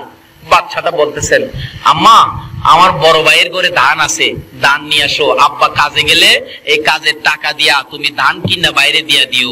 মা ছোট বাচ্চার দিকে তাকাইয়া বড় ছেলের কাছে বলতেছেন, বাবা 10-এর দান দিবি? 10-এর দান তোর বাবা সুস্থ হইলে, রোজগার করলে তোর দান কিনা তোরে দিয়া দিব। মা দান চাইছে, পোলাই কয় আচ্ছা আমি বুঝা দেখি দেওয়া যাইবে কিনা। মা দান চাইলে যার বুঝবার বাকি থাকে, বলুন তো নামাজ পড়া কি বেহেশতে যাইতে পারবে? রাসূল বলছে বেহেশ কার পায়ের নিচে। আর এই রাসূলের কথা মানার জন্য কে বলছে? ওমা ইউতির রাসূলা ফাকাদ আতা আল্লাহ। আল্লাহ বলছে তোমরা আমার রাসূলের কথা মানো। দান চাইবে, মা দান চাইছে, এর বুঝবার বাহির হইছে। আচ্ছা বলুন তো কার সাথে বুঝতেছে? বাড়িওয়াল নেই, যায় কয় মা তো 10-এর দান চাইছেন, দেওয়া যাইব? মহিলা কয় তুমি কিচ্ছুই বুঝো না, তোমার আইডা তোমার উন্নতরা সেরা দেখতে রাজি না, তোমারে ক্ষতি করতে চাই, তোমার দান খাইবো সব নিয়া 10-এর দুইটা। নিষেধ দিয়া দাও, দান দেওয়া যাবে না। মুখে মুখে বলে দিলেন না না দান দেওয়া যাবে না। যেই মা এই সন্তান পেটে রাইখা কলিজায় লাথি খাইছে, এই সন্তান যদি 10-এর দান না দেয়, বলুন তো মা কষ্ট পাইছে কিনা? মার চোখের পানি আইসা গেছে। বাবারে কত প্রস্রাব পায়খানা সাফ করছি, রাত্রে রাত বিজার জায়গায়, তোমার প্রস্রাবের বিজা জায়গায় আমি ঘুমাইছি, তোমারে শুকনার মধ্যে রাখছি। যদি একবারে শুকনা জায়গা না পাইছি, আমার বুকে করে তোমারে সারা রাত ঘুম পাড়াইছি। আজকে আমারে 10 কেজি দান দিলা না। মার চোখে পানি আইসা গেছে, কানতে কানতে ঘরে ঢুকলে তার বাবা জিগায়, কাদোকে? কাদি তোমার পোলা আমারে 10-এর দান দিল না। আরো কয় দান খাইয়া বলে হ্যাঁ শেষ করবো। বাবাই কয় বড় পোলা এত আদর করি, মানুষের বাড়ির কাজ করি, সন্ধ্যার সময় বাড়িতে আসতে খালি হাতে কোনোদিন আসি নাই, একটা কমলা হইলেও নিয়ে আসছি। আইসা যদি দেখছি পোলা ঘুমাইছে, কমলাটা ছিলাইয়া ঘুমিতে উঠাইয়া খাওয়াইছি, না হয়তো আমার ঘুম হইছে না। এই পোলা 10-এর দান দিল না।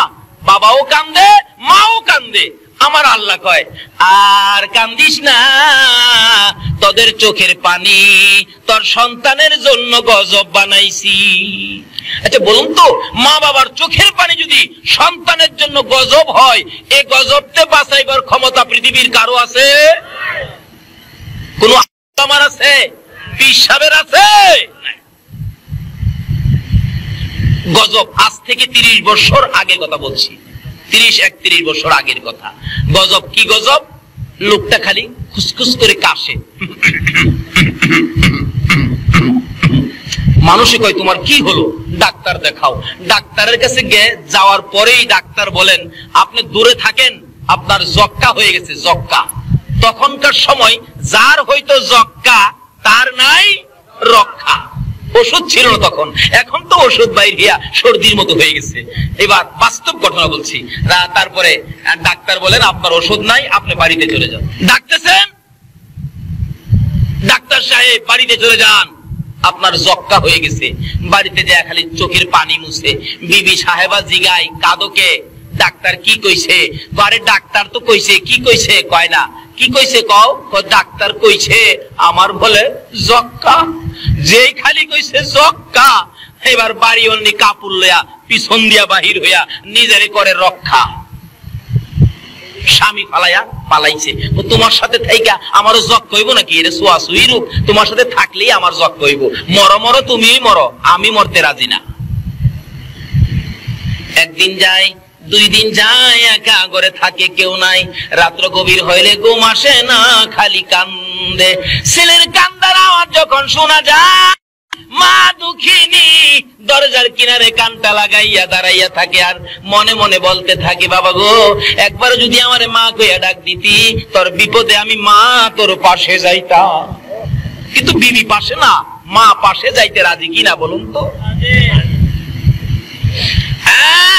বাবা একবার যদি আমারে মা কইয়া ডাক দিতি, আমি মা তোর পাশে যাইতাম। 2 রাত পার হইয়া 3 রাত্রের বেলা মার ঘরের দরজাটার সামনে দাঁড়াইয়া দাঁড়াইয়া ছেলেটা কাঁদতেছে। মার কানে কান্দার আওয়াজ পৌঁছলে মা ঘুম থেকে উঠে গেছে। ধাক্কা দিলে খুলে, ওই দরজা ছিল ঘরের মধ্যে। বাবা ঘুমিয়ে আছে, মা ঘুম থেকে উঠে ডাকতেছে, কে কান্দো তুমি, কে? সঙ্গে সঙ্গে ছেলে বলতেছে, মা গো আমি তোমার কলিজার টুকরা সন্তান। ও মা, আমি তোমার অপরাধী সন্তান। দরজাটা খুলো।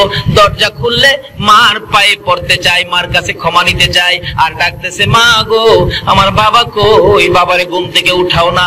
বাবা চট করে ঘুম থেকে উঠে গেছে। বাবার দিকে তাকায়া ডাকে, বাবা গো ভুল করেছি, ক্ষমা করবানি। মা তোমার পায়ে ধরতে চাই, ভুল করেছি, ক্ষমা করবানি। বাবাও আঞ্জায়া ধরেছে, মাও গলায় ধরেছে, বাবা গো পায়ে ধরতে হবে না, এতদিন পরে যে আমার দরজায় দাঁড়াইয়া মা কইয়া বাবা কইয়া ডাক দিছো, এই ডাকে আমাদের সকল ব্যথা দূর হইয়া গেছে। যেই মা যেই বাবা এত ব্যথা দেওয়ার পরেও একবার মা বাবা কইয়া ডাক দিলে ব্যথা দূর করে দেয়।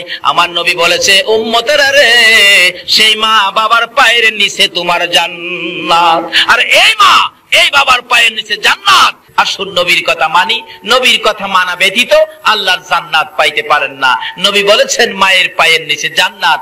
আসুন নবীর কথা আমল করি, নবীর পক্ষে থাকি, ওলিদেরকে ভালোবাসি, ওলিদের পক্ষে থাকি। আল্লাহ আমাদেরকে সেই বুঝ দান করুক। সকলে বলুন আমিন। কানু কানু বাবা শিশু কিশোর সংগঠন, আজকের এই সংগঠনের নাম কানু বাবা শিশু কিশোর সংগঠন, কাঞ্চননগর বাদামতল। আল্লাহ মসজিদ প্রাঙ্গণে এই মাহফিল তুমি কবুল করে লাও গো আল্লাহ, এবং এই সংগঠনটাকে তুমি কবুল